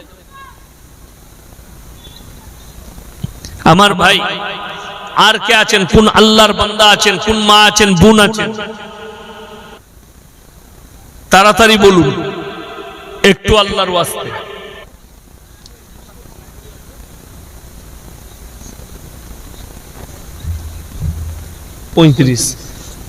পঁয়ত্রিশ ধরুন, তাহলে 13, 14 আর 3, 17, 17,000 হয়েছে। আর একজন মা একটা দিলেন 18,000, আর মাত্র 12,000 লাগবে। 12টা হলে 30টা হয়ে যাবে, আর 12টা 1000 হতে হবে। কোন আল্লাহর বান্দা আছেন এই সময় 5,000 টাকা দিবেন ইনশাআল্লাহ? একজন আল্লাহর বান্দা 5,000 টাকা বলেছি মাত্র। মায়েরা অনেক টাকা দিয়েছে। যদি মায়েদের মধ্যে আর কেউ থাকেন 1000 করে একটু বলে পাঠান, পরকালের জন্য, মরণের পরের জন্য ইনশাআল্লাহ। 18টা হয়েছে, আর 12টা লাগবে, 12 জন। এসআইআর হিয়ারিং এ ময়ূর রঞ্জনকে ডাকছে, সে বলেছিল 2 কোটি রোহিঙ্গা বেরোবে। এই বিষয়ে সেও রোহিঙ্গা মনে হয়, জন্যই ডাক পড়েছে। আবার রোহিঙ্গা, দেখুন মেপে বুঝে কথা বলতে হয়। দেশের নাগরিক সবাই, ডাক সবারই পড়েছে। এইগুলোকে আমি সাংবাদিক মনে করি না, এদের নাম উচ্চারণ করতেও চাই না। এদিকে আমি গুনতিতে রাখি না, গুনতির বাইরে আছে, ওই জন্য এদের সম্পর্কে আলোচনা করাও আমার শোভনীয় না। ও যা হচ্ছে হোক, যাই হোক। আমার ভাই, আর 12 জন হলি হয়ে যাবে, আর 12টা 1000 টাকা লাগবে, তাহলে 30টা হয়ে যাবে। কেউ নেই? একজন ভাই 5,000 টাকা দিবেন ইনশাআল্লাহ। দেখি একজন ভাই 5000 টাকা, আমার ভাই একজন ভাই কেউ নেই 5000 টাকা দিবেন এই শেষ সময়ে ইনশাআল্লাহ? কোন আল্লাহর বান্দা আছেন 5000 টাকা দিবেন? আর একজন আল্লাহর বান্দা কেউ আছেন একজন? আর 12টা লাগবে ইনশাআল্লাহ, 12টা। কোন ব্যবসায়ী ভাই যদি থাকেন, আল্লাহ টাকা দিয়েছে, একজন আল্লাহর বান্দা যদি কেউ থাকেন, 12,000 টাকা চেয়েছি, 5,000 টাকা কেউ আছেন একজন আল্লাহর বান্দা? শেষ সময়ে 1000 করে 12 জন বলে দেন, 30টা হয়ে যায়। আর একজন ভাই বলে দেন কেউ, কোন আল্লাহর বান্দা কে দিবেন? 5,000 টাকা চেয়েছি, তাহলেই 23টা হয়ে যাবে 5টা দিলে ইনশাআল্লাহ। এখানে